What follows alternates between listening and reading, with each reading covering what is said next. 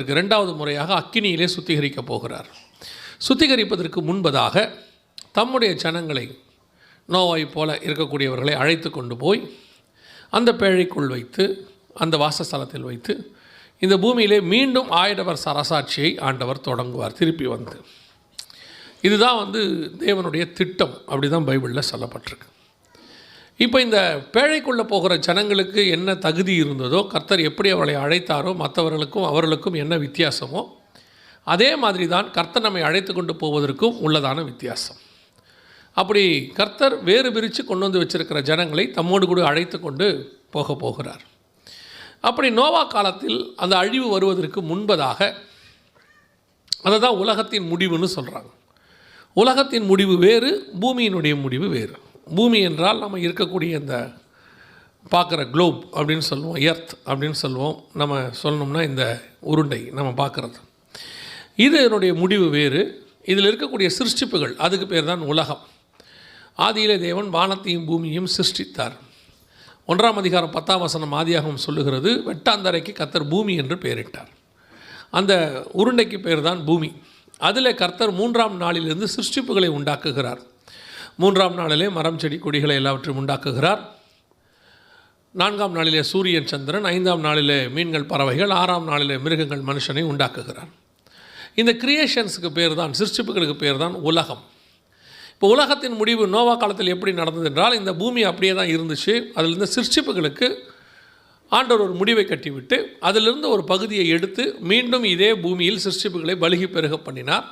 அதற்கு விஞ்ஞானபூர்வமான ஆதாரங்களும் இருக்கிறது, நம்முடைய விவிலிய ஆதாரமும் இருக்கிறது. அதே மாதிரி தான் மீண்டுமாக நடைபெறும் என்று வேதம் சொல்லுகிறது. நம்முடைய காலத்திலும் நடைபெறும் என்று சொல்லப்படுகிறது, இயேசு கிறிஸ்துவின் வருகையின் போது. அதற்கான அடையாளங்களைத்தான் சீஷர்கள் கேட்கிறார்கள். நோவா காலத்தில் கூட நிறைய அடையாளங்கள் இருந்துச்சு. நாம் அதை கொஞ்சம் தியானித்தோம்னா தெரியும். நோவா காலத்திலும் கர்த்தர் அடையாளங்களை வைத்திருந்தார். அதே போல தான் கர்த்தர் இப்பையும் அடையாளங்களை வைத்திருக்கிறார். சீஷர்கள் கேட்குறாங்க, உங்களுடைய வருகைக்கும் உலகத்தின் முடிவுக்கும் அடையாளம் என்னவென்று கேட்கிறார். அநேக அடையாளங்களை ஆண்டவர் சொல்லிக்கொண்டே வருகிறார். எல்லா அடையாளங்களையும் நாம் இப்பொழுது பார்ப்பதற்கான சமயம் இல்லை. இப்போ நம்ம இன்றைக்கி என்ன பார்க்க போகிறோம், இது 2ஆம் நாள் நம்ம என்ன பார்க்க போகிறோம் அப்படின்னா, இந்த இப்போ இருக்க நாம் இந்த காலகட்டத்தில் 2021, 22 கடந்த வருஷமும் இந்த வருஷத்துக்கு பிறகு நடக்கிற மிக முக்கியமான வேதாகமத்தில் சொல்லப்பட்ட அடையாளங்கள் என்னென்ன என்பதைத்தான் நாம் இப்பொழுது பார்க்க போகிறோம். அவருடைய வருகைக்கான அடையாளமும் உலகத்தின் முடிவுக்கான அடையாளமும் ரெண்டும் கேட்குறாங்க அங்கே. அந்த ரெண்டைத்தான் நாம் இப்பொழுது பார்க்க போகிறோம். பார்த்துட்டு நாம் இன்றைக்கி 2ஆம் நாளிலே நாம் ஜெபம் பண்ணி முடிக்க போகிறோம். முதலாவதாக அவருடைய வருகைக்கான அடையாளம் என்ன அப்படின்னு சொல்லி பார்த்தீங்கன்னு சொன்னால், அந்த 4வது வசனத்திலிருந்து 8வது வசனம் வரைக்கும் 7 அடையாளங்களை இயேசு சொல்லுகிறார். அநேகரை நாமத்தை தரித்து கொண்டு நானே கிறிஸ்து என்று சொல்லி வருவார்கள். 2வது யுத்தங்களின் செய்திகளையும் கேள்விப்படுவீர்கள். 3வது ஜனத்துக்கு விரோதமாய் ஜனமும், 4வது ராஜ்யத்துக்கு விரோதமாய் ராஜ்யமும், 5வது பஞ்சங்களும், 6வது கொள்ளை நோயும், 7வது பூமி அதிர்ச்சியும் உண்டாகும். இவைகளெல்லாம் வேதனைகளுக்கு ஆரம்பம், இவைகளெல்லாம் சம்பவிக்க வேண்டியதே அப்படின்னு ஆண்டவர் சொல்கிறாரு. ஸோ 7 அடையாளங்களை சொல்லுகிறார். அதில் சில அடையாளங்களை நாம் ஏற்கனவே கடந்து போய்விட்டோம். இதோடைய மிக முக்கியமான இன்னொரு பகுதி, இதே சம்பவத்தை வெளிப்படுத்தின விசேஷத்தில் 6ஆம் அதிகாரத்தில் கர்த்தர் முத்திரைகளாக சொல்லுகிறார். ஒவ்வொன்றும் ஒவ்வொரு முத்திரை. அப்போது அந்த 4வது வசனத்திலிருந்து 8வது வசனம் வரைக்கும் வருகைக்கான அடையாளங்களை ஆண்டவர் சொல்லிக்கிட்டே வராரு. அதனுடைய இன்னொரு பகுதி, அதனுடைய விளக்கத்தை 6ஆம் அதிகாரம் வெளிப்படுத்தின விசேஷத்தில் முத்திரைகளாக ஆண்டவர் சொல்கிறார். 6 முத்திரைகள் இருக்குது. இந்த 6 முத்திரைகளும் இங்கே இருக்கிற 7 அடையாளங்களுக்கு அங்கே இருக்கும். அந்த இடத்துல பார்த்தீங்கன்னா அந்த 7 அடையாளம் அதில் இருக்கும், வரிசை கிரமமாக இருக்கும். அந்த இடத்துல நீங்கள் பார்த்தீங்கன்னா இப்போ நாம் இது வரைக்கும் கடந்து போயிருக்கிறதெல்லாம் ஒரு சில இதெல்லாம் கடந்துட்டோம், அதெல்லாம் இருக்கட்டும். இப்போ சமீபத்தில் எதை கடந்தோம் அப்படின்னா, கொள்ளை நோயை நம்ம கடந்திருக்கிறோம். அந்த இடத்துல மத்திய 24 அவர் சொல்கிறார் இல்லையா, கொள்ளை நோய்கள் அப்படின்னு சொல்கிறாரு. அதே காரியம் 6ஆம் அதிகாரம் வெளிப்படுத்தின விசேஷத்தில் 2வது குதிரையில் இருக்கும்.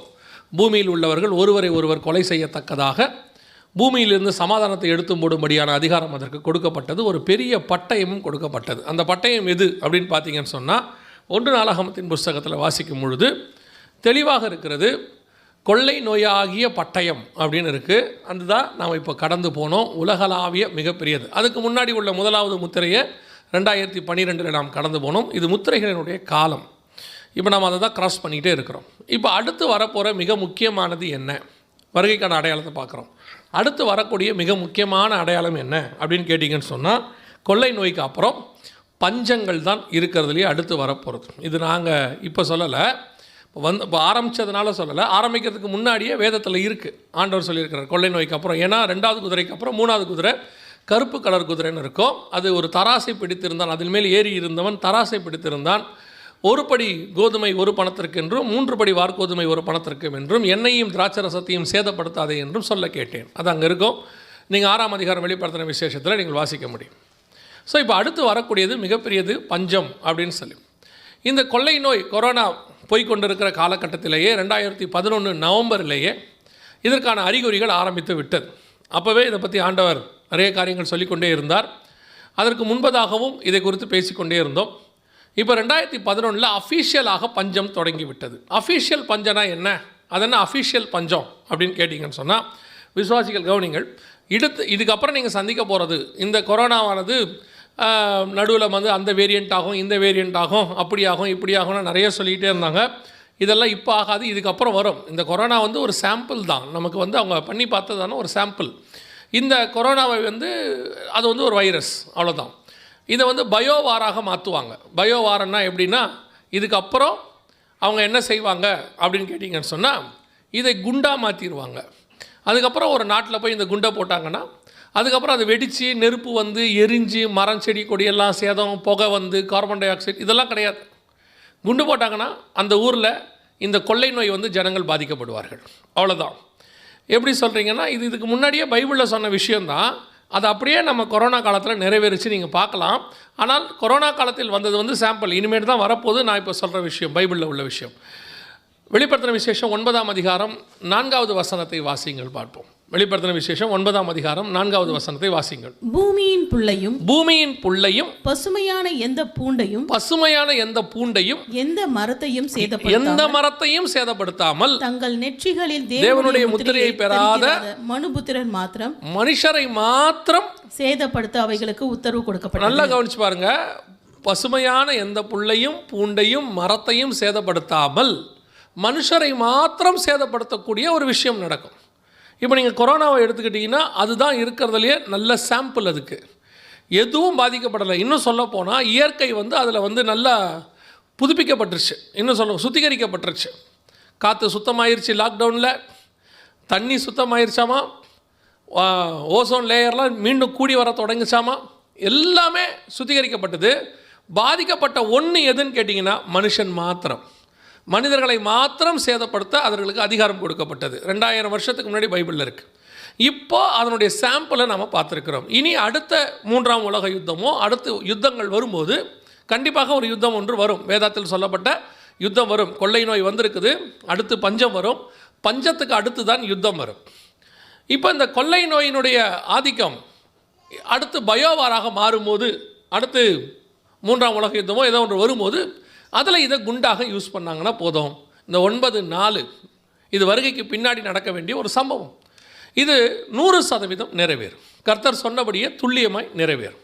அப்போ நல்லா தெரிஞ்சுக்கொள்ளுங்க, கர்த்தர் சொன்ன அடையாளங்கள் எல்லாம் நம் காலத்தில் நிறைவேறி கொண்டிருக்கிறது. நம்ம ஒவ்வொன்றா கிராஸ் பண்ணிகிட்டே இருக்கிறோம்.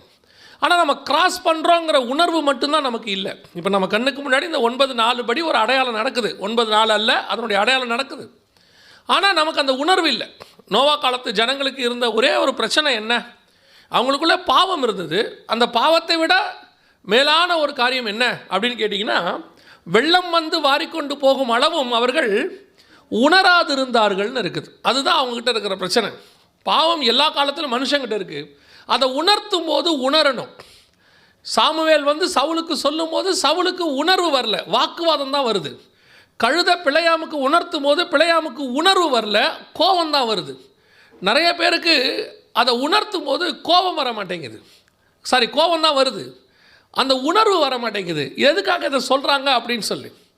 அப்போ இன்றைக்கி நமக்கும் அதே பிரச்சனை தான் இருக்குது. இதெல்லாம் பார்க்கும்போது சொல்கிறவங்க மேலே கோபம் வேணால் வருதே ஒழிய, எரேமியா வந்து நேபுகாத் நேச்சார் வந்து இதை பிடிப்பார், இந்த எருசலேம் மண்மேடாகி போகும், 26ஆம் அதிகாரம் எரேமியாவில் இருக்குது. மண்மேடாகி போகும், தேவனுடைய ஆலயம் சீலோவை போலவும் எருசலேம் மண்மேடுகளாகி போகும் என்று சொல்லும்போது அந்த தீர்க்க தரிசனத்தை அவர்கள் வெறுக்கிறார்கள். எரேமியாவை பிடித்து அடித்து காவல் கிணறுல போடுகிறார்கள். இன்றைக்கும் அதே மனநிலை தான். ஒரு காரியத்தை சொல்லும்போது உணர்வு இல்லாத இருதயம், சொல்கிறவங்க மேலே தான் கோபம் வருது, அதுதான் அவங்களுக்கு வருதே ஒழிய மற்றபடி உணர்வு வர மாட்டேங்குது. கவனித்து கொள்ளுங்கள். இப்போ நம்ம கொள்ளை நோயினுடைய காலத்தை கடந்து போய் கொண்டிருக்கிறோம், கடந்து போயிட்டோம். அப்போவே சொன்னோம், இனி கொரோனா மெல்ல மெல்ல நம்ம கூட வாழ பழகிறோம். கொரோனா இல்லாமல் போகாது, வாழ பழகிடுவோம். அதுக்கப்புறம் நம்ம கூட ஒரு டைஃபாய்டு மாதிரி, மலேரியா மாதிரி, டெங்கு மாதிரி அதுவும் இருக்கும். அதுவும் கொஞ்சம் நாளைக்கு நம்ம கூட வாழ்ந்துட்டு போயிடும். ஆனால் அடுத்து வரக்கூடிய மிக முக்கியமானது என்ன அப்படின்னு கேட்டிங்கன்னா பஞ்சங்கள்.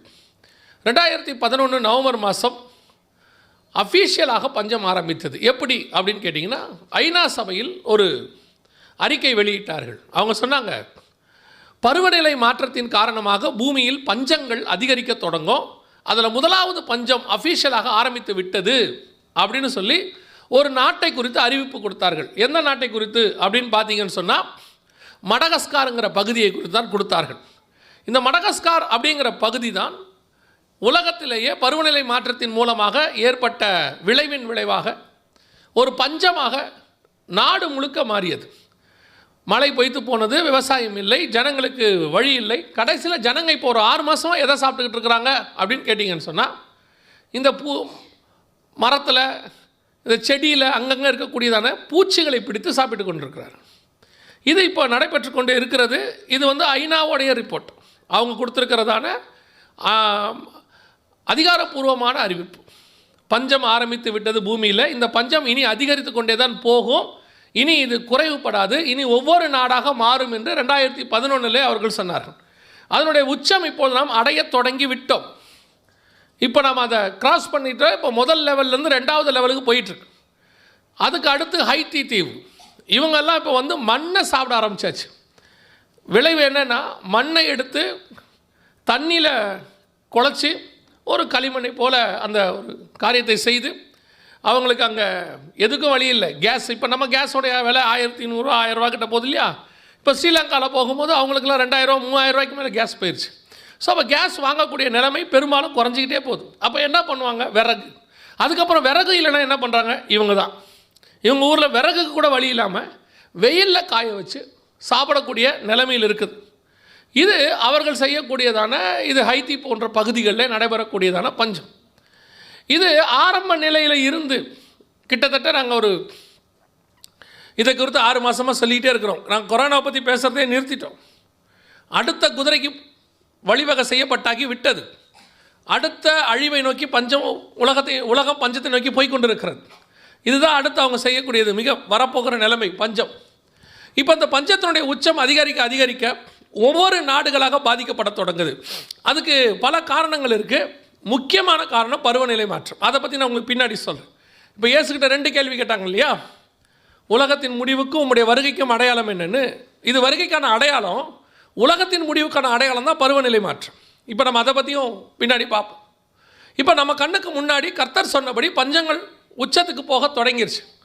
இப்போ நம்ம அடுத்து ஸ்ரீலங்கா, உங்கள் எல்லாருக்கும் தெரியும், ஆரம்பிக்கிற காலகட்டத்திலேருந்து சொல்லிகிட்டே வரோம். ஸ்ரீலங்கா மோசமான நிலைமைக்கு போகுது, ஜோமனனும் இப்போ அவங்க உச்ச நிலைக்கு போயிட்டே இருக்கிறாங்க. அரசாங்கங்கள் கவிழ்க்கப்படுகிற இடத்துக்கு போயிடுச்சு. அதே நிலைமைக்கு பாகிஸ்தான் போயிடுச்சு. ஒவ்வொரு நாடாக போயிட்டே இருக்குது. எல்லா நாடும் போகுது, ஒன்று அடுத்து. இப்போ எப்படி ஒரு கொள்ளை நோயானது உலகளாவிய கொள்ளை நோயாக வந்ததோ, அதே மாதிரி பஞ்சமானது உலகளாவிய பஞ்சமாக மாறும். சாப்பாட்டு பஞ்சம் என்பது உலகளாவிய ஒரு பஞ்சமாக, ஆல்மோஸ்ட் எல்லா நாடுகளும் பாதிக்கப்படக்கூடிய அளவுக்கு. இப்போ நம்மளே எடுத்துக்கோங்களேன், நம்மளே எந்த நிலைமைக்கு போயிட்டே இருக்கிறோம். ஒவ்வொன்றினுடைய விலைவாசி எங்கேயோ போயிட்டு இருக்குது பாருங்கள். இதனுடைய உச்ச நிலையை நாம் அடைவோம். எல்லா நாடும் அடையும், நம்ம நாடும் அடையும்னு சொல்லிகிட்டே இருக்கிறாங்க, அறிக்கை கொடுத்துக்கிட்டே இருக்கிறாங்க, எக்கனாமிக்ஸ் எல்லாம் சொல்கிறாங்க. எல்லாம் அந்த நிலைமைக்கு போயிட்டே இருக்கும். அப்படி போக போக பஞ்சம் பூமி முழுக்க வரும். இதுதான் 3வது குதிரைக்கான அடையாளம், இயேசு சொன்ன பஞ்சத்தின் அடையாளம். இந்த சாப்பாட்டு பஞ்சமானது அடுத்த லெவலை தாண்டி போயிட்டே இருக்கும் ஒரு பக்கம். இப்போ இந்த சாப்பாட்டு பஞ்சத்தை தொடர்ந்து 2வது தண்ணி பஞ்சம். பஞ்சம்னா எல்லாமே இருக்குது. தண்ணி பஞ்சம் உங்களுக்கு தெரியும்னு நினைக்கிறேன். வேதாகமத்தில் ஒரு மிக முக்கியமான அடையாளம் தண்ணீர் பஞ்சம் என்பது. வெளிப்படுத்தின விசேஷம் 16ஆம் அதிகாரம் 12வது வசனத்தை வாசிங்கள். வெளிப்படுத்தின விசேஷம் 16ஆம் அதிகாரம் 12வது வசனத்தை வாசிங்கள். 6ஆம் தூதன் தன் கலசத்தில் உள்ளதை ஐப்ராத் என்னும் பெரிய நதியின் மேல் ஊற்றினான். அப்பொழுது சூரியன் உதிக்கும் திசையிலிருந்து வரும் ராஜாக்களுக்கு வழியை ஆயத்தம் பண்ணும்படி அந்த நதியின் தண்ணீர் வற்றி போயிற்று. அந்த நதியின் தண்ணீர் வற்றி போச்சு. எந்த நதி? ஐப்ராத் எனும் நதி. இது 16ஆம் அதிகாரத்தில் நடக்க வேண்டிய சம்பவம். இந்த ஐப்ராத் நதிங்கிறது எங்கே இருக்குது, எப்பத்தி உள்ள நதி அப்படின்னு பார்த்தீங்கன்னா 2ஆம் அதிகாரம் ஆதியாகமத்தின் புஸ்தகத்தில் நீங்கள் வாசிக்க முடியும். 9, 10, 11 வசனங்களிலே தோட்டத்திற்கு தண்ணீர் பாயும்படி ஒரு நதி புறப்பட்டு 4 ஆறுகளாக புறப்பட்டது. அதில் 4 ஆறுகளில் 2 ஆறுக்கு பேர் ஐப்ராத்து தெக்கேல். இந்த ஐப்ராத்து தெக்கேல் தான் ஆங்கிலத்தில் யூப்ரட்டிஸ் அண்ட் டைக்ரிஸ் என்று சொல்வார்கள். இந்த யூப்ரட்டிஸ் அண்ட் டைக்ரிஸ் இது ரெண்டுத்துக்கு நடுவில் இருக்கிற நாட்டுக்கு பேர் தான் பாபிலோன், சினையார் தேசம், கல்தேயர் பட்டணம், இன்றைக்கி நம்ம காலத்தில் ஈராக். 2 நதிகளுக்கு உட்பட்ட இடம். இங்கிருந்து தான் ஆபிரகாம் புறப்பட்டார் என்று அப்போஸ்தலர் நடபடிகள் 7ஆம் அதிகாரம் 2-3 வசனங்கள் சொல்லுகிறது. மெசபொத்தோமியா தேசத்திலிருந்து நம்முடைய ஆதி தகப்பனாகிய ஆபிரகாமை அப்படின்னு இருக்கு. மெசபொத்தோமியா என்றால் 2 நதிகளுக்கு உட்பட்ட இடம். அந்த ஒரு நதிக்கு பேர் தான் ஐப்ராத். இந்த ஐப்ராத் என்பது வற்றாத ஜீவ நதி என்று சொல்வார்கள். உலகத்தில் ஒரு சில நதிகளுக்கு மட்டும் அந்த பேர் உண்டு. கிட்டத்தட்ட 6000 வருஷத்துக்கு மேலே அந்த நதி ஓடிக்கிட்டே இருக்குது எல்லா காலகட்டத்திலையும். அப்படி இருக்கும்போது இப்பொழுது இந்த நதியினுடைய தண்ணீர் பெரும்பகுதி வத்த தொடங்கி விட்டது. கவனிங்கள், இந்த நதியினுடைய தண்ணீர் பெரும்பகுதி வத்தி போக தொடங்கிவிட்டது.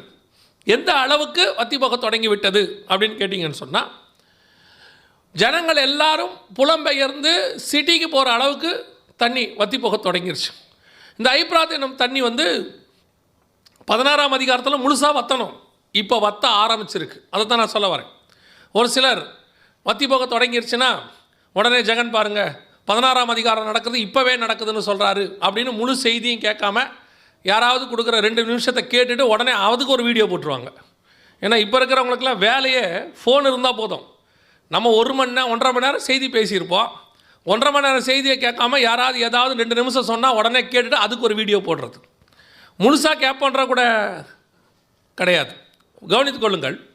இந்த ஐப்ராத் நதி முழுசாக எப்போ வத்தி போகணும்? 16ஆம் அதிகாரம் வெளிப்படுத்தின விசேஷம் அர்மேகதான் யுத்தத்தின் போது வத்தி போகணும்.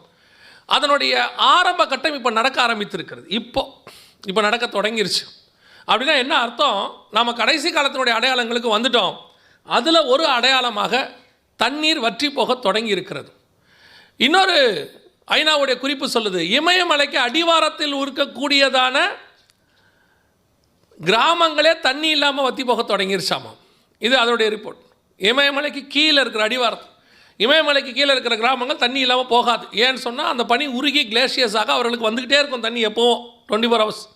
இப்போ அந்த கிராமங்களே தண்ணி இல்லாமல் போயிட்டுருக்கு.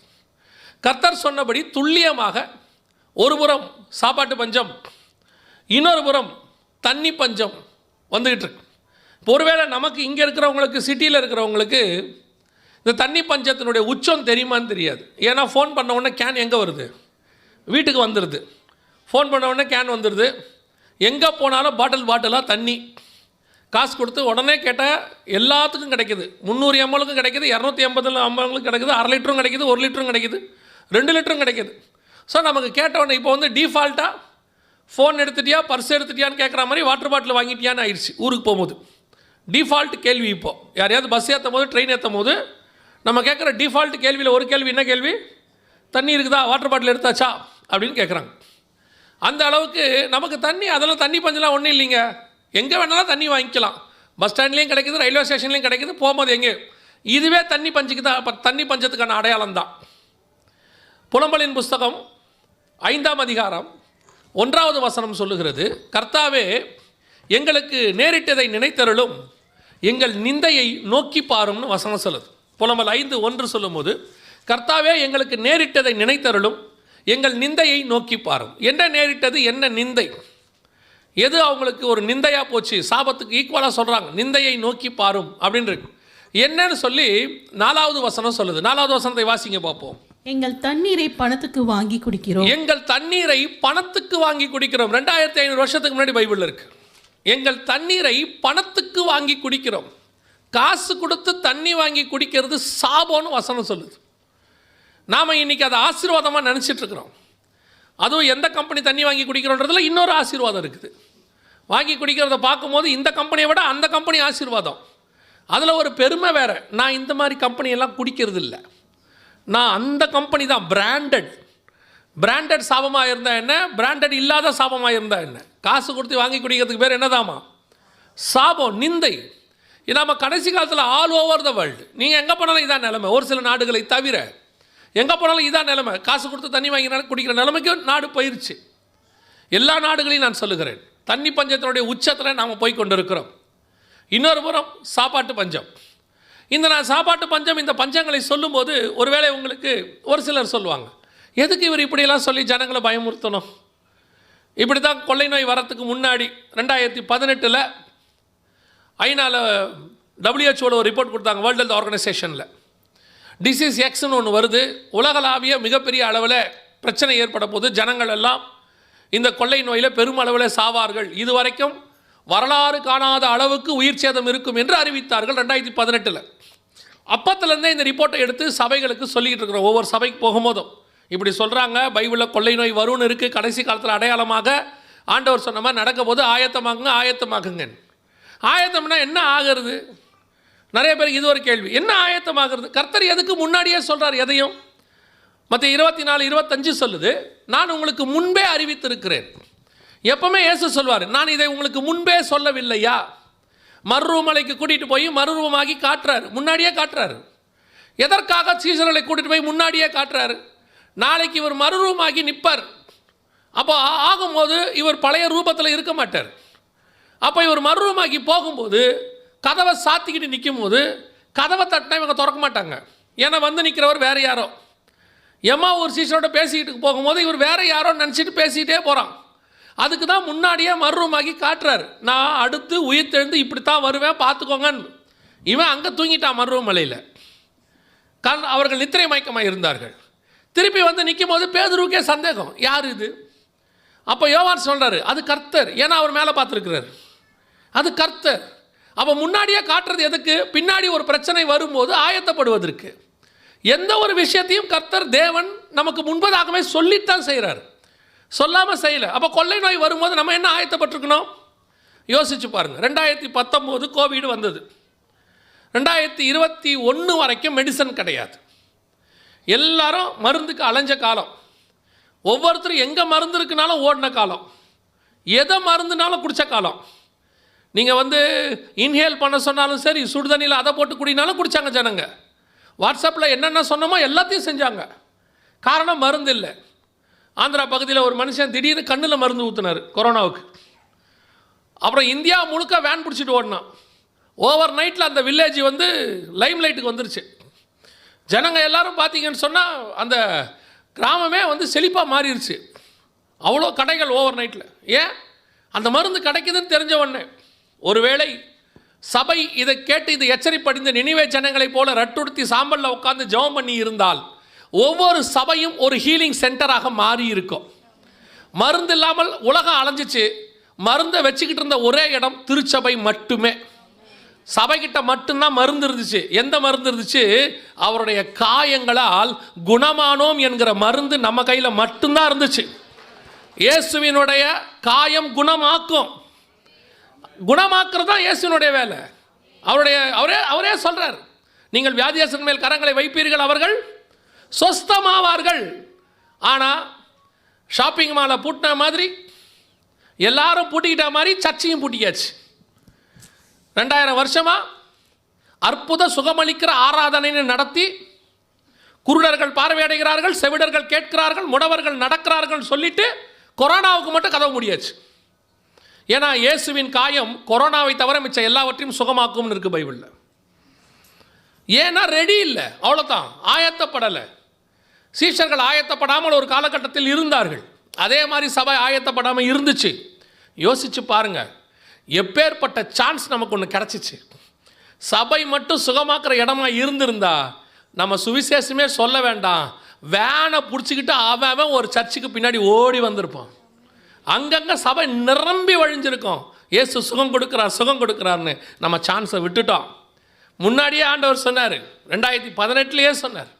இப்போது 2வது நிலைமை. இப்போவும் ஆண்டவர் சொல்கிறாரு பஞ்சம் வரப்போகுது. இதுவும் எதுக்கு சொல்கிறாரு? சபை ஆயத்தப்படுவதுக்கு தான் கர்த்தர் சொல்கிறார், பயமுறுத்துறதுக்கு இல்லை. ஒரு சிலர் சொல்கிறாங்க, அவர் ஏன் பயமுறுத்துறாரு? பயப்படுறவங்க பயப்படுங்க, தப்பாக கிடையாது. பயப்படுறவங்க பயப்படுங்க. எக்ஸாம் வரும்னு சொல்கிறோம், ஃபெயிலானா கதை முடிஞ்சுன்னு சொல்கிறோம். இதை யார் பயப்படணும்? படிக்காதவன் பயப்படணும். படித்தவன் எக்ஸாமை எதிர்பார்த்து காத்திருப்பான். கொரோனாவில் எக்ஸாமை தூக்கிட்டாங்க, எக்ஸாமே ஆல் பாஸ்.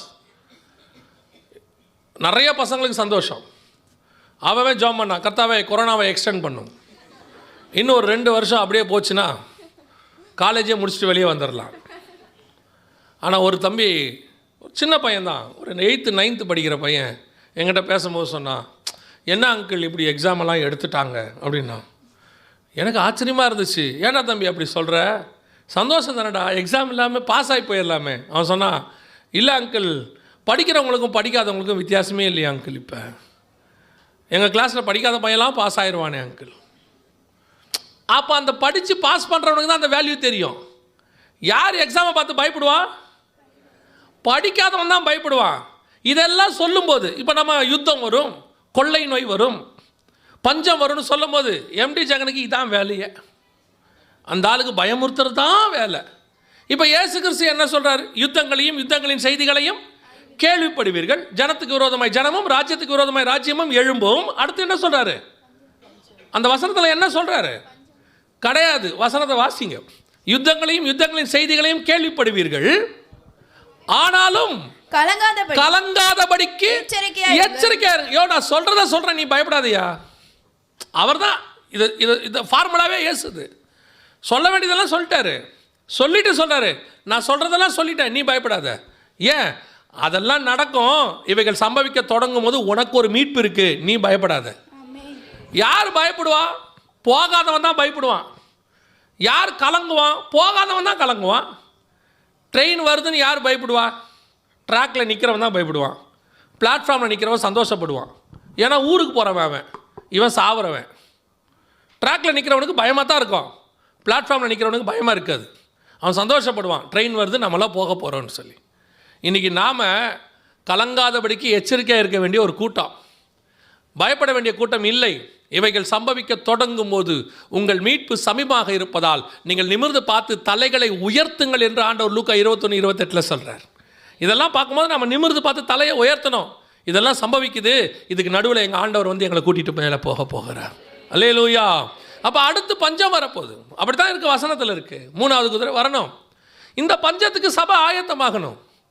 எப்படி ஆயத்தப்பட போகுது? இப்போ பாருங்கள், நாம் இவ்வளோ சொல்கிறோம்ல, பில்கேட்ஸு கொள்ளை நோய்க்கு ஆயத்தமாயிட்டார். ஃபஸ்ட்டே எப்படி ஆயத்தமானார்? அவர்கிட்ட இருந்த மொத்த சொத்தையும் கொண்டு போய் பெருமளவை மிக முக்கியமான மருந்து கண்டுபிடிக்கிற கம்பெனிக்கிட்ட ஒப்படைச்சிட்டார். கேவி ஃபவுண்டேஷன்ஸில் போய் ஒப்படைச்சி தடுப்பூசி கண்டுபிடிக்கிற இடத்துல இன்வெஸ்ட் பண்ணிட்டார். இன்றைக்கி பாருங்கள், 700 கோடி மக்களுக்கும் டபுள் டோஸு, உலகத்தில் இருக்கிற எல்லாருக்கும் டபுள் டோஸ் பூஸ்டர் எல்லாம் போடுறாங்க. இந்த மிக முக்கியமான 5 கம்பெனியில் 3 கம்பெனியும் 4 கம்பெனியும் அவர் இன்வெஸ்ட் பண்ணுது. பில்கேட்ஸ் இது முன்னாடியே பண்ணிட்டார் அவர். இப்போ அவர் ரெடி ஆகிட்டார் இதை வச்சு சம்பாதிக்கிறதுக்கு. கொள்ளை நோய் வந்தவுடனே அவர் பயங்கரமாக மைக்ரோசாஃப்டை விட இதை அதிகமாக சம்பாதிக்க தொடங்கிட்டார். இப்போ இதே பில்கேட்ஸ் இன்னொரு வேலை ஒன்று பண்ணியிருக்கிறார். கவனிச்சு பாருங்கள், இதே பில்கேட்ஸ் இப்போ பண்ணியிருக்கிறார் பாருங்கள். என்ன பண்ணியிருக்கிறார் பாருங்கள். இது அமெரிக்காவில் இருக்கக்கூடிய அமெரிக்காவுடைய மேப். இந்த அமெரிக்கா மேப்பில் பச்சை கலரில் சதுரம் இருக்குது பாருங்கள், நடுவில் பச்சை கலரில் இருக்குது பாருங்கள். அதெல்லாம் பில்கேட்ஸ் வாங்கி போட்டிருக்கிற இடம். அந்த பச்சை கலரில் இருக்கிறதெல்லாம் அவர் வாங்கி போட்டிருக்கிற இடம்.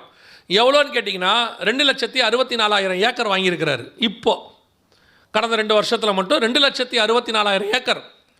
முன்னாடி மருந்து கம்பெனியில் இன்வெஸ்ட் பண்ண பில்கேட்ஸு இப்போது மிக முக்கியமாக விவசாயத்தில் இன்வெஸ்ட் பண்ணுறாரு. அவர் மட்டும் இல்லை, உலக பணக்காரர்களில் 4 பேர் இன்வெஸ்ட் பண்ணியிருக்கிறாங்க. 8 லட்சம் ஏக்கர் வாங்கியிருக்கிறாங்க. கீழே அவங்களுடைய லிஸ்ட்டெல்லாம் கொடுத்துருக்கு. ஆளுக்கு 1 லட்சம் ஏக்கர் 1.5 லட்சம் ஏக்கர் வாங்குறாங்க. பில்கேட்ஸு எல்லாரோட விட ஜாஸ்தி. இன்றைக்கி நீ சும்மா கூகுளில் போய் டெக்ஸ்ட் பண்ணி பாருங்கள், நம்பர் 1 விவசாயி யாருன்னு பாருங்கள் உலகத்தில். இன்றைக்கி விவசாயம் அக்ரிகல்ச்சரில் நம்பர் 1 யாருன்னு பாருங்கள், பில்கேட்ஸ்னு வரும். நம்மெல்லாம் விவசாயம் பார்த்துட்டு இருக்கும்போது பில்கேட்ஸ் கம்ப்யூட்டர் படிக்க சொன்னார். நம்ம விவசாயத்தை விட்டு கம்ப்யூட்டருக்கு வந்த பிறகு அவர் விவசாயி ஆகிட்டார். இப்போ அவர் பார்த்தீங்கன்னா பெரிய பெரிய கம்பெனிகளுக்கு உருளைக்கிழங்கு அது இதெல்லாம் அவர் தான் பண்ணிகிட்டு இருக்கிறார். அதெல்லாம் சாம்பிள். ஏன் திடீர்னு விவசாயத்துக்கு போனார்? அது மட்டும் இல்லை, உலகம் முழுக்க பங்கர்ஸ் கட்டுறாங்க. பங்கர்ஸ் மீன்ஸ் பெரிய பெரிய கொடவுன்ஸ். நீங்கள் நினைக்கிற மாதிரி சாதாரண கொடவுன்லாம் கிடையாது. ஏக்கர் கணக்கில் கொடவுன் கட்டுறாங்க. எதுக்காக? 6 மாதம், 1 வருஷம், 5 வருஷத்துக்கு சேமித்து வைக்கக்கூடியதான பொருட்கள். ஏன் திடீர்னு பில்கேட்ஸ் இந்த வேலை பார்க்குறாரு? அவருக்கு நல்லா தெரியுது, அடுத்து மிக மோசமான பஞ்சம் ஒன்று வரப்போகிறது, உலகளாவிய பஞ்சம். கொள்ளை நோய் வர்றதுக்கு முன்னாடி அவர் மருந்து கம்பெனியில் இன்வெஸ்ட் பண்ணார். இப்போ அதே பில்கேட்ஸ் விவசாயத்தில் இன்வெஸ்ட் பண்ணுறாரு. அப்படின்னா இது ஒரு அடையாளம். நமக்கு தெரிஞ்சுக்கிறதுக்கு ஒரு சின்ன உதவி டாக்குமெண்ட் மாதிரி, சப் டாக்குமெண்ட் மாதிரி இது தெரிஞ்சுக்கிறதுக்கு. சரி, அவர் தான் பண்ணுறாரா அப்படின்னு கேட்டிங்கன்னா, சீன அரசாங்கமே, இது அரசாங்கத்து கம்பெனி, கோஃபில்னு சொல்லுவாங்க, அந்த கம்பெனிக்காரங்களே அரசாங்கமே நார்த் ஈஸ்ட் சைனாவில், வடகிழக்கு சைனாவில் ஒரு மாகாணம் முழுக்க கொடவுன் கட்டியிருக்குது. மாகாணம் முழுக்க கொடவுன் கட்டிட்டு சீனா ஒரு உத்தரவு போட்டிருக்கு, விவசாயம் யார் விவசாயம் பண்ணாலும் 50% அரசாங்கம் எடுத்து சேமித்து வைக்கிது முழுக்க. ஸோ இவங்க எல்லாம் ஏதோ ஒரு மிகப்பெரிய பஞ்சத்தை எதிர்பார்க்கிறார்கள். பூமியானது மிகப்பெரிய பஞ்சத்தை சந்திக்க போகுது. அதற்கான ஆயத்தத்தை அவர்கள் செய்கிறார்கள். அதை தான் சொல்ல வரேன். கொள்ளை நோய் வரத்துக்கு முன்னாடி அதற்கான ஆயத்தத்தை அவர்கள் செய்தார்கள் தப்பிக்கிறதுக்கு. பஞ்சம் வரும்போது அதில் தப்பிக்கிறதுக்கான ஆயத்தத்தை அவங்க செய்கிறாங்க. அவங்களுக்கு பஞ்சம் வருங்கிறது ஒரு 5 வருஷத்துக்கு முன்னாடி தெரிஞ்சிருக்கலாம். ஆனால் நமக்கு வேதம் 2000 வருஷத்துக்கு முன்னாடி சொல்லி வச்சுருக்குது. கொள்ளை நோய் வருதுங்கிறது அவங்களுக்கு 3 வருஷத்துக்கு முன்னாடி தான் தெரியும், 2018 தான் தெரியும், 4 வருஷத்துக்கு முன்னாடி. ஆனால் நம்முடைய பைபிள் 2000 வருஷத்துக்கு முன்னாடி சொல்லி வச்சுருக்குது. ஆண்டவர் சொன்னதை தான் அவங்க பார்த்து நம்புகிறாங்க, நாம் பார்க்காம விசுவாசிக்கிறோம். நாம் விசுவாசத்தை விட்டுட்டோம். அதான் இப்போ பிரச்சனை. இப்போ அடுத்து பஞ்சம் வரப்போகுது. அதான் அவங்க சொல்லியிருக்கிறாங்க, பஞ்சத்தினுடைய உச்சத்துக்கு உலகம் போக தான் போகுது. இதுக்கு இப்போ நம்ம ஆயத்தப்பட்டிருக்கிறோமா? இதில் என்ன ஆயத்தப்பட வேண்டியிருக்கு? கொள்ளை நோய்க்கு ஆயத்தப்பட்டிருந்தால் கொள்ளை பொருளாய் ஆத்துமாக்கள் கிடச்சிருக்கோம். இப்போ நம்ம பஞ்சத்துக்கு ஆயத்தப்படணும். எப்படி ஆயத்தப்படணும்? தேசத்தில் பஞ்சம் அதிகமான போது கர்த்தர் எலியாவை பார்த்து சொல்கிறாரு, நீ எழுந்து சாரிபாத்துக்கு போ, அங்கே உனக்கு ஒரு விதவை வீட்டை நான் ஆயத்தம் பண்ணியிருக்கிறேன். கட்டளை கொடுத்துருக்கிறார், ஆயத்தம் பண்ணி வச்சிருக்கிறார். அங்கே போ, எலியா இருக்கிற வீட்டில் மாவும் எண்ணெயும் குறைவுபடாமல் இருக்கும். அந்த வீடு கர்த்தருடைய வீடு, தேவனுடைய வீடு, சபை. இப்போவும் சொல்கிறேன், அடுத்த பஞ்ச காலத்தில் சபை பஞ்சத்தில் மாட்டுகிற சபையாய் இருக்காது, பஞ்சத்தில் போஷிக்கிற சபையாய் மாறணும். அதுக்கு தான் கர்த்தர் முன்பதாகவே சபைக்கு இதை சொல்லுகிறார். எங்ககிட்டே ஒன்றும் இல்லைங்க, உங்ககிட்ட இருக்கிறது ஒரு அடை செய்யறதுக்கான மாவாய் கூட இருக்கலாம். இப்போவே சபை நடத்துறது கஷ்டமாக இருக்குது, இப்போவே அதை பண்ணுறது கஷ்டமாக இருக்குது, இப்போவே ஊழியம் பண்ணுறது கஷ்டமாக இருக்குது, இப்போயே குடும்பத்தை நடத்துறது கஷ்டமாக இருக்குது. கேஸ் விலை இப்படியாவது, பால் விலை அப்படியாவது, அரிசி விலை இப்படியாவது, எது வேணாலும் எப்படி வேணாலும் ஆகட்டும், எவ்வளோ வேணாலும் ஏறட்டும். விலைவாசி என்றைக்கும் இறங்காது, ஏறிக்கிட்டு தான் இருக்கும். உலகம் உண்டானது கொஞ்சம் கொஞ்சமாக விலைவாசி என்ன தான் பண்ணிக்கிட்டு இருக்குது? நம்ம கண்ணுக்கு தெரிஞ்சு ஏறிக்கிட்டு தான் இருக்குது, இறங்கின மாதிரி தெரில. ஆனால் விலைவாசி குறைவாக இருக்கிற காலத்திலையும் நம்முடைய முற்பிதாக்களை போஷித்த நம்முடைய ஆண்டவர் விலைவாசி ஏறி இருக்கிற காலத்திலையும் நம்மை போஷிக்க அவர் வல்லமை உள்ளவராகவே இருக்கிறார். தேவன் ஜீவன் உள்ளவராக இருக்கிறார். நீ விசுவாசித்தால் தேவனுடைய மகிமையை காண்பாய். நம்முடைய வீட்டுக்குள்ள, நம்முடைய சபைக்குள்ள குறைவுபடாதபடி கர்த்தர் ஆசீர்வதிப்பதற்கு வல்லமை உள்ளவராக இருக்கிறார். சபை இப்போ அந்த விசுவாசத்துக்குள்ள வளரணும். இப்போ கர்த்தருக்கு முன்பாக சபை ஆயத்தப்படணும், போஷிக்கிற ஸ்தலமாக மாறணும். சபை கேட்கறத நிறுத்திட்டு கொடுக்குற இடத்துக்கு வரணும். சபை வாங்கிறத நிறுத்திட்டு கொடுக்குற இடத்துக்கு வரணும். அநேகரை போஷிக்கிற ஸ்தலமாய் சபை மாறும். இது நிச்சயம். இப்போவும் சொல்கிறேன், கொரோனாவுக்கு நடுவில் பல சபைகள் கொரோனாவிலிருந்து ஜனங்களை காப்பாற்றி இருக்கிறது. எத்தனையோ சபையில் அற்புதம் நடந்திருக்குது. எல்லா சபையிலையும் நடக்கலைன்னு சொல்லவே முடியாது. எத்தனையோ ஊழியக்காரர்கள் சுகமாக்கி இருக்கிறார்கள். கர்த்தர் அவர்கள் மூலமாக கிரியை செய்திருக்கிறார். இதெல்லாம் நடக்கும். அதே மாதிரி தான் ஆயத்தப்பட்டிருக்கிற சபை போஷிக்கிற சபையாக இருக்கும். ஆயத்தப்படாத சபை பஞ்ச சபையாகத்தான் இருக்கும். அங்கே இருக்காது, ஆசீர்வாதம் இருக்காது. இப்போவே ஆயத்தப்படணும். ஆண்டவர்கிட்ட கேட்கணும், ஆண்டவரே எங்கிட்ட இருக்கிற கலசத்தில் கொஞ்சம்தான் மாவு இருக்குது, இப்போ என் குடும்பத்தை நடத்துறதுக்கே வழி இல்லாமல் தான் இருக்கிறேன்.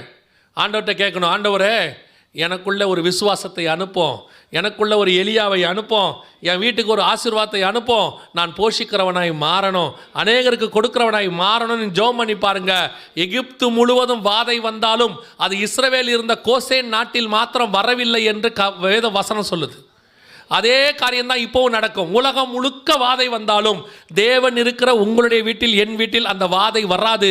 கர்த்தர் போஷிக்க வல்லமை உள்ளவராகவே இருக்கிறார். நாம் அதை விசுவாசிக்கணும், அவ்வளோதான். நீ விசுவாசிக்கணும். எலியாவுக்கு காக்கா சாப்பாடு கொண்டு வந்து கொடுத்துச்சாமா. அந்த சாப்பாடு காலையும் மாலையும் வந்துச்சாம். அது என்ன சாப்பாடு கொண்டு வந்து கொடுத்துச்சாமா தெரியுமா? இறைச்சியும் அப்பமும். இந்த இறைச்சியும் அப்பமும் அன்னைக்கு உள்ள ரேஞ்சுக்கு என்ன தெரியுமாம்மா? ஸ்காலர்ஸ் சொல்கிறாங்க, பைபிள் ஸ்காலர்ஸ், கிங்ஸ் ஃபுட்டாமா அதுக்கு பேர். 2 வேளை நான் வெஜிடேரியனோட சாப்பாடு கிடைக்கிறதுக்கு பேர் பஞ்ச காலத்தில் மார்னிங் அண்ட் ஈவினிங் நான் வெஜிடேரியனோட சாப்பாடு கிடைச்சா அதுக்கு பேர் என்ன ஃபுட்டாமா? கிங்ஸ் ஃபுட், ராஜ சாப்பாடாமா. பஞ்சத்துக்கு நடுவில் தம்முடைய ஊழியர்களையும் தம்முடைய பிள்ளைகளையும் கர்த்தர் ராஜ சாப்பாடு கொடுப்பதற்கு வல்லமையுள்ளவராக இருக்கிறார். அதை இப்பையும் கர்த்தர் செஞ்சார், கொரோனாவிலையும் செஞ்சார். அடைக்கப்பட்ட காலத்திலும் கர்த்தர் நமக்கு ஒரு திறந்த வாசலை வைத்தார். நான் சொல்லுவேன், அவங்களுக்கு தான் அடைக்கப்பட்ட கதவு. எத்தனையோ கோடீஸ்வர தொழில் அதிபர்கள் பயந்து சூசைட் பண்ணி கொண்டாங்க. எத்தனையோ பேர் சமாளிக்க முடியாமல் டிப்ரெஷனில் ஹார்ட் அட்டாக் வந்துருச்சு. அவங்களோடலாம் கம்பேர் பண்ணால் நம்மக்கிட்டலாம் காசு ஒன்றுமே கிடையாது. அடுத்த வேலைக்கு இருக்குமா இருக்காதான்னு கூட தெரியாது. ஆனால் உங்களையும் என்னையும் லாக்டவுனில் கர்த்தர் பத்திரமாய் பாதுகாத்து ஆசீர்வதித்து பலுகி பெருக பண்ணினார். எனக்கு ஒரு சாட்சி அதில் நடந்தது, இன்னையும் மறக்க முடியாது. ஒரு சகோதரன் வந்து சொன்னார், எனக்கு கொரோனா டயத்தில் இந்த மாதிரி செய்தியை கேட்டு முடித்த பிறகு அவர் வந்து சொன்னார், பிரதர், கொரோனாவில் எங்கள் பிஸ்னஸ் எல்லாம் இதாகிருச்சு. அப்போ திடீர்னு ஆண்டவர் எங்களுக்கு ஒரு ஆலோசனை கொடுத்தார். எல்லாம் மூடிருச்சு, கர்த்தர் ஆலோசனை கொடுத்தாரு. இந்த ஈவினிங்கில் ஸ்நாக்ஸ் போட சொல்லி, அவர் இந்த சமோசா இந்த மாதிரி விஷயம்லாம், அவர் வந்து ஒரு கடையை வச்சுட்டு இருந்தவர் திடீர்னு கடை மூடுற நிலைமைக்கு வந்துருச்சு. அவர் சொன்ன உடனே அவர், அவங்க அம்மா, மனைவி, பிள்ளைகள் எல்லாம் இணைந்து குடும்பமாக ஈவினிங்கில் ஸ்நாக்ஸ் போட்டு விற்க தொடங்கினார்கள். அவர் சொல்கிறாரு, அந்த கடையை பார்க்கலாம் கர்த்தர் என்னை பலுகி பெருக பண்ணினார், ஆசீர்வதிச்சார். நாங்கள் இன்றைக்கி அதை விட நல்லாவே இருக்கிறோம். கர்த்தர் உங்களுக்கும் எனக்கும் ஒரு வாசல் அதுக்கு நடுவில் வச்சிருப்பார், ஆசீர்வதிப்பார். கர்த்தரை நோக்கி பார்த்தவர்கள் ஒரு நாளும் வெட்கப்பட்டு போனதே இல்லை. நாம் நம்பணும். நம்மக்கிட்ட என்ன தெரியுமில்ல, அதெல்லாம் பார்த்துக்கலாம். நம்மக்கிட்ட இருக்கு, நான் அதெல்லாம் செஞ்சுருவேன், இந்த மாதிரி நான்லாம் எத்தனை பிரச்சனையை பார்த்துருக்குறேன் அப்படின்னு முட்டி மோதுற வரைக்கும் சொல்லிக்கிட்டே தான் இருப்போம். எங்கேயாவது கதவை அடைக்கப்பட்டு ஒன்றும் முடியாத போது கதவை சாத்திக்கிட்டு கத்தாவே வேறு வழி இல்லைன்னும் போது தான் நம்ம போய்வாங்க. நம்ம என்ன நினச்சிக்கிட்டோன்னா, ஆபத்து காலத்தில் என்னை நோக்கி கூப்பிடுன்னு கர்த்தர் சொன்னார்ல, அதனால் ஆபத்து காலத்தில் மட்டும்தான் கூப்பிடணும்னு நினச்சிக்கிட்டோம். ஆபத்து காலத்தில் கூப்பிடுன்றதுக்கு அர்த்தம் எல்லா காலத்திலும் கூப்பிடு, ஆபத்து காலத்தில் கண்டிப்பாக கூப்பிடு. நம்ம மற்ற நேரத்தில் கூப்பிட்றத நிறுத்திட்டோம். எல்லா நேரத்திலும் கர்த்தரை நோக்கி கூப்பிடுங்க, தேவனோடு சஞ்சரிக்கிறவனா இருங்க. எப்பேற்பட்ட ஜலப்பிரளயம் வந்தாலும் உன்னையும் உன் குடும்பத்தையும் கர்த்தர் காப்பாற்றுவதற்கு வல்லமை உள்ளவராக இருக்கிறார். அல்லேலூயா. இப்போ பஞ்சத்தினுடைய உச்சம் அடுத்து வரப்போகுது. ஒரு பக்கம் சாப்பாட்டு பஞ்சம், ஒரு பக்கம் தண்ணி பஞ்சம், அவைகளுக்கு நடுவில் கர்த்தருடைய பாதுகாப்பு எல்லாம் இருக்கும். இதை விட மோசமான பஞ்சம் ஒன்று கர்த்தர் சொல்கிறார், அதுதான் இருக்கிறதுலே மோசமான பஞ்சம். வாசிங்க, ஆமோஸ் புஸ்தகம் 8ஆம் அதிகாரம் 11வது வசனத்தை வாசிங்க. ஆமோஸ் புஸ்தகம் 8ஆம் அதிகாரம் 11வது வசனம். இதோ நான் தேசத்தின் மேல் பஞ்சத்தை அனுப்பும் நாட்கள் வரும், ஆகாரக்குறைவினால் உண்டாகிய பஞ்சமும் அல்ல, ஜலக்குறைவினால் உண்டாகிய தாகமும் அல்ல, கர்த்தருடைய வசனம் கேட்க கிடையாத பஞ்சத்தை அனுப்புவேன் என்று கர்த்தராகிய ஆண்டவர் உரைக்கிறார். சாப்பாட்டு பஞ்சம் ஒரு பக்கம் இருக்குது, தண்ணி பஞ்சம் ஒரு பக்கம் இருக்குது, அதை பற்றிலாம் நான் சொல்லலை. அடுத்து என்ன பஞ்சம் வருதாமா? வசனம் கேட்க கிடையாத பஞ்சத்தை அனுப்புவேன். அது என்னங்க வசனம் கேட்க கிடையாத பஞ்சம்? அப்படி வசன பஞ்சம் வருமா அப்படின்னு கேட்டிங்கன்னா கொஞ்சம் யோசிச்சு பாருங்கள். இப்போல்லாம் தடுக்கி விழுந்தா சர்ச்சு, நிமிர்ந்து எழுந்தா ஊழியக்காரன். அப்போ மாதிரிலாம் இப்போ இல்லை. இப்போல்லாம் 10 தெரு இருக்குன்னா 12 சர்ச் இருக்குது. ஒரு ஏரியாவுக்கு 4 தெரு இருக்குன்னா 40 ஊழியக்காரர் இருக்கார். இப்போ நீங்கள் யாரையாவது திட்டினீங்கன்னா ஊழியக்காரர் ஆயிடுவார். நீங்கள் அசிஸ்டண்ட்டை திட்டினீங்கன்னா சர்ச்சு. அப்போல்லாம் அசிஸ்டண்ட்டை திட்டினீங்கன்னா மன்னிச்சிருங்க பாஸ்டரும்பா. இப்போல்லாம் அசிஸ்டண்ட்டை திட்டினீங்கன்னா 3 நாள் ஃபோன் சுவிட்ச் ஆஃப் பண்ணிடுவான். 3 நாள் ஃபோன் ஆஃப்லேயே இருக்கும். 3 நாள் கழிச்சு தான் ஆன் ஆகும். என்ன தம்பி உங்கள் ஃபோன் ஆஃபில் இருந்துச்சு? ஜோம் பண்ணேன் பாஸ்டர். நல்ல விஷயந்தான். என்ன விஷயம்? கர்த்தர் பேசினார். கர்த்தர் இப்போ அவங்ககிட்ட தான் பேசுகிறார். கர்த்தர் பேசினார். என்ன பேசினார்ப்பா? சபை ஆரம்பிக்க சொல்லியிருக்கிறார். சபையா? எங்கே? எதிர் வீட்டில், நம்ம சர்ச்சுக்கு ஆப்போசிட்டில். ஆண்டவர் இங்கேயே சொன்னாரா? ஆமாம். யார் வரா? நம்ம சர்ச்சிலேருந்து 10 பேர். இப்போ எவனையுமே திட்ட முடியாது பாருங்க. அப்போ இருக்க ஊழியக்காரங்களாம் அசிஸ்டண்ட்டாக அவனே இவனன் தான் கூப்பிட்டாங்க. கொஞ்சம் நல்ல வளர்ச்சி அடைஞ்சவங்கன்னா தம்பி இங்கே வாப்பா போப்பாம்பாங்க. இப்போ நம்ம வாங்க போங்க தான் சொல்கிறோம். பிரைஸ் லாட், வாங்க போங்க. இப்போ விசுவாசியே யோசிச்சு பாருங்களேன். விசுவாசியை நம்ம கூப்பிடும் போது வாங்க சிஸ்டர், போங்க பிரதர், அப்படி தானே சொல்கிறோம். நாம் அப்படி கூப்பிட்டுமே அது வீட்டில் சர்ச்சை ஆரம்பிச்சிடுது. அவ்வளோ பொறுமையாக கூப்பிட்டுமே இப்போ நம்ம மட்டும் யோவான் ஸ்நானகன் மாதிரி கூப்பிட்டோம்னா என்ன ஆகும்?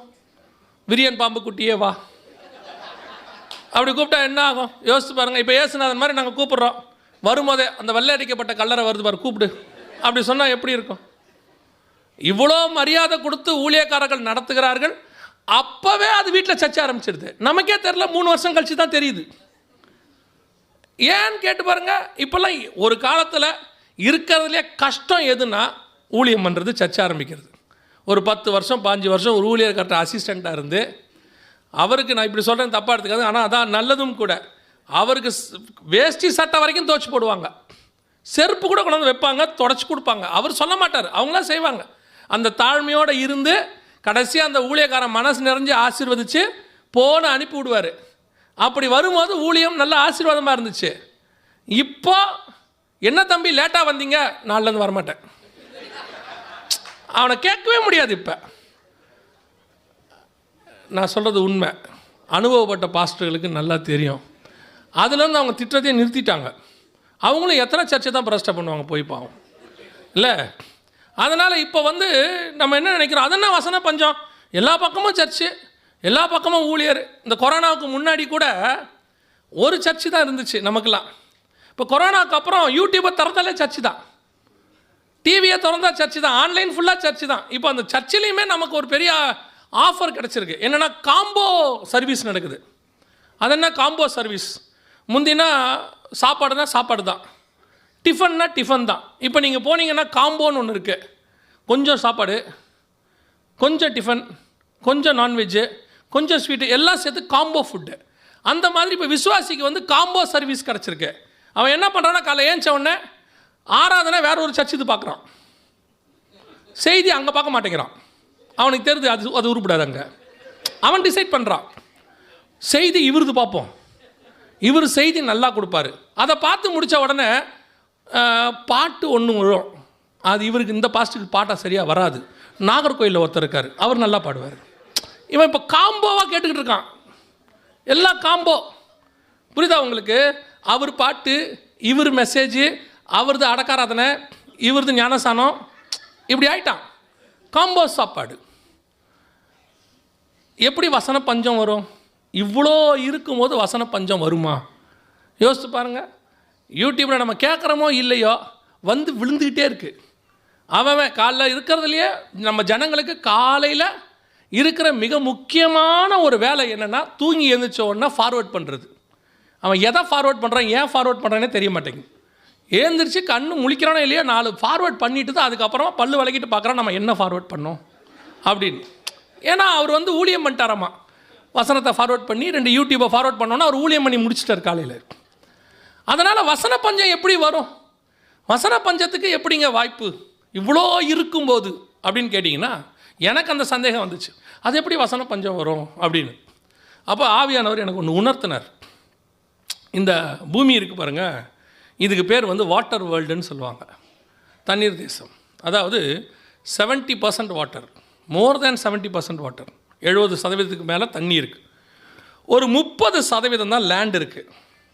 70% தண்ணி இருக்கிற இந்த பூமியில் தண்ணி பஞ்சம் இருக்கா இல்லையா? தண்ணீர் பஞ்சம் இருக்குது. அப்போ தண்ணி பஞ்சம்னா என்ன அர்த்தம்? 70% தண்ணி இருக்குது, ஆனால் என் தாகத்தை தீர்க்கிற தண்ணி இல்லை. தண்ணி இருக்கு, என் வாழ்வுக்கு தேவையான தண்ணி இல்லை. அப்போ வசன பஞ்சனா என்னன்னா, வசனம் இருக்கு, என் ஆத்துமாவிற்கு தேவையான வசனம் இல்லை, என் ஜீவனுக்கு தேவையான வசனம் இல்லை. இன்னைக்கு தடுக்கி விழுந்தா பிரசங்கம் தான். செல்ஃபோனும் நெட் கனெக்ஷனும் வைஃபை கனெக்ஷனும் இருந்தாலே போதும், நீங்கள் ஊழியக்காரராக மாறிடலாம். சுவி, அதுக்கு வேறு ஒன்றுமே தேவையில்லை. சுவி ஆகிறதுக்கு நீங்கள் எதுவுமே தேவையில்லை, செல்ஃபோன் மட்டும்தான் வேணும், ஃபேஸ்புக்கில் அக்கௌண்ட்டு வேணும். அவர் சுவி. பாட தெரிஞ்சிட்டா பூரிகை, அவ்வளோதான். இன்னைக்கு இருக்க ஒரு கால கொடுமை.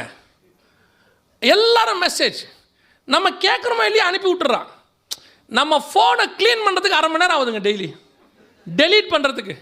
ஒரு சிலர்லாம் டெலீட் பண்ண முடியாமல் டோட்டல் டெலீட் ஆல்னு கொடுக்குறான். நிஜம், நீங்கள் வேணால் யாரான கேட்டு பாருங்கள். அவனால் தனித்தனியாக டெலீட் பண்ண முடியல, டோட்டலாக டெலீட் ஆல். அதுக்கப்புறம் தான் தெரியுது வீட்டு நம்பரும் சேர்ந்து டெலீட் ஆகிருக்கு. அந்த அளவுக்கு வந்து விழுது, குப்பை மாதிரி விழுது. ஆனால் இவ்வளவும் இருக்கு, உன் ஆத்மாவை தீர்க்கிற வசனம் இருக்கா? இதை எண்ணி கண்டுபிடிக்க வேண்டியிருக்கு. நடுவில் 11 சீஷர்களும் ஒரு யூதாசும் இருந்தார்கள் ஒரு காலத்தில். இப்போ 11 யூதாசும் ஒரு சீஷனும் தான் இருக்கான். இப்போ அவனை கண்டுபிடிக்க வேண்டியிருக்குது. ஜீவனுள்ள வசனம் எதுன்னு கண்டுபிடிக்க வேண்டியிருக்கு. எது ஒன்றுமே ஆத்ம தாகத்தை தீர்க்குதா? நல்லா தெரிஞ்சுக்கொள்ளுங்க. எந்த ஊழியமாக இருக்கட்டும், என்ன வகையான ஊழியமாக இருக்கட்டும், 5 வகையான ஊழியம் தான் இருக்குது. இந்த 5 வகையான ஊழியத்துக்கு உதவி செய்கிற ஊழியம் நிறையா இருக்குது. எந்த ஊழியமாக இருக்கட்டும், அது தேவனுக்காக பண்ணப்பட்டதான் ஊழியம். மனுஷனுக்காக பண்ணப்பட்டால் அது ஊழியம் அல்ல.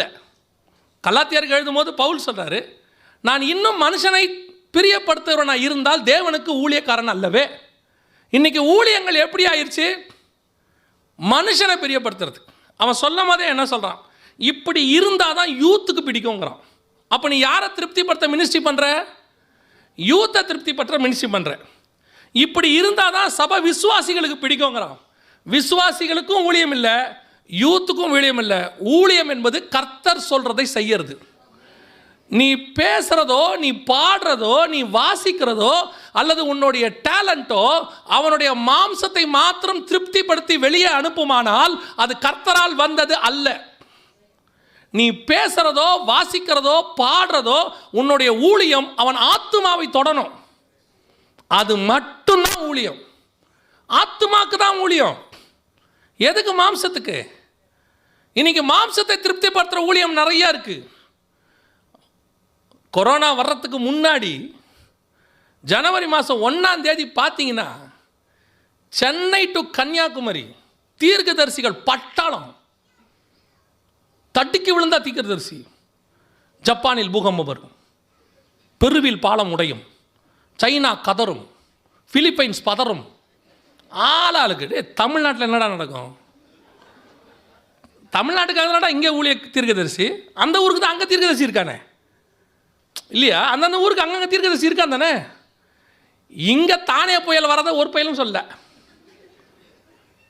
ஃபுகுஷிமா வெடிக்கும், அங்கே தான் தீர்க்கதரிசி இருக்கானே. கர்த்தர் பொறுத்து பார்த்தார். நாங்களும் சொல்லி பார்த்தோம். அதுக்கு காரணம் யாருன்னு நினைக்கிறியா? இதுக்கெல்லாம் காரணம் யாரு? பார்க்காதீங்க, சாட்சாத் நீங்களே தான். நீங்கள் இருக்கீங்க பாருங்க. தீர்க்க தரிசனம்னா அப்படியே உங்களை சொல்லலை, ஆனால் நீங்கள் தான் தீர்க்க தரிசிகள் இருக்க பாருங்க. அப்படியே தீர்க்க தரிசியை பார்த்தா அலையிறது.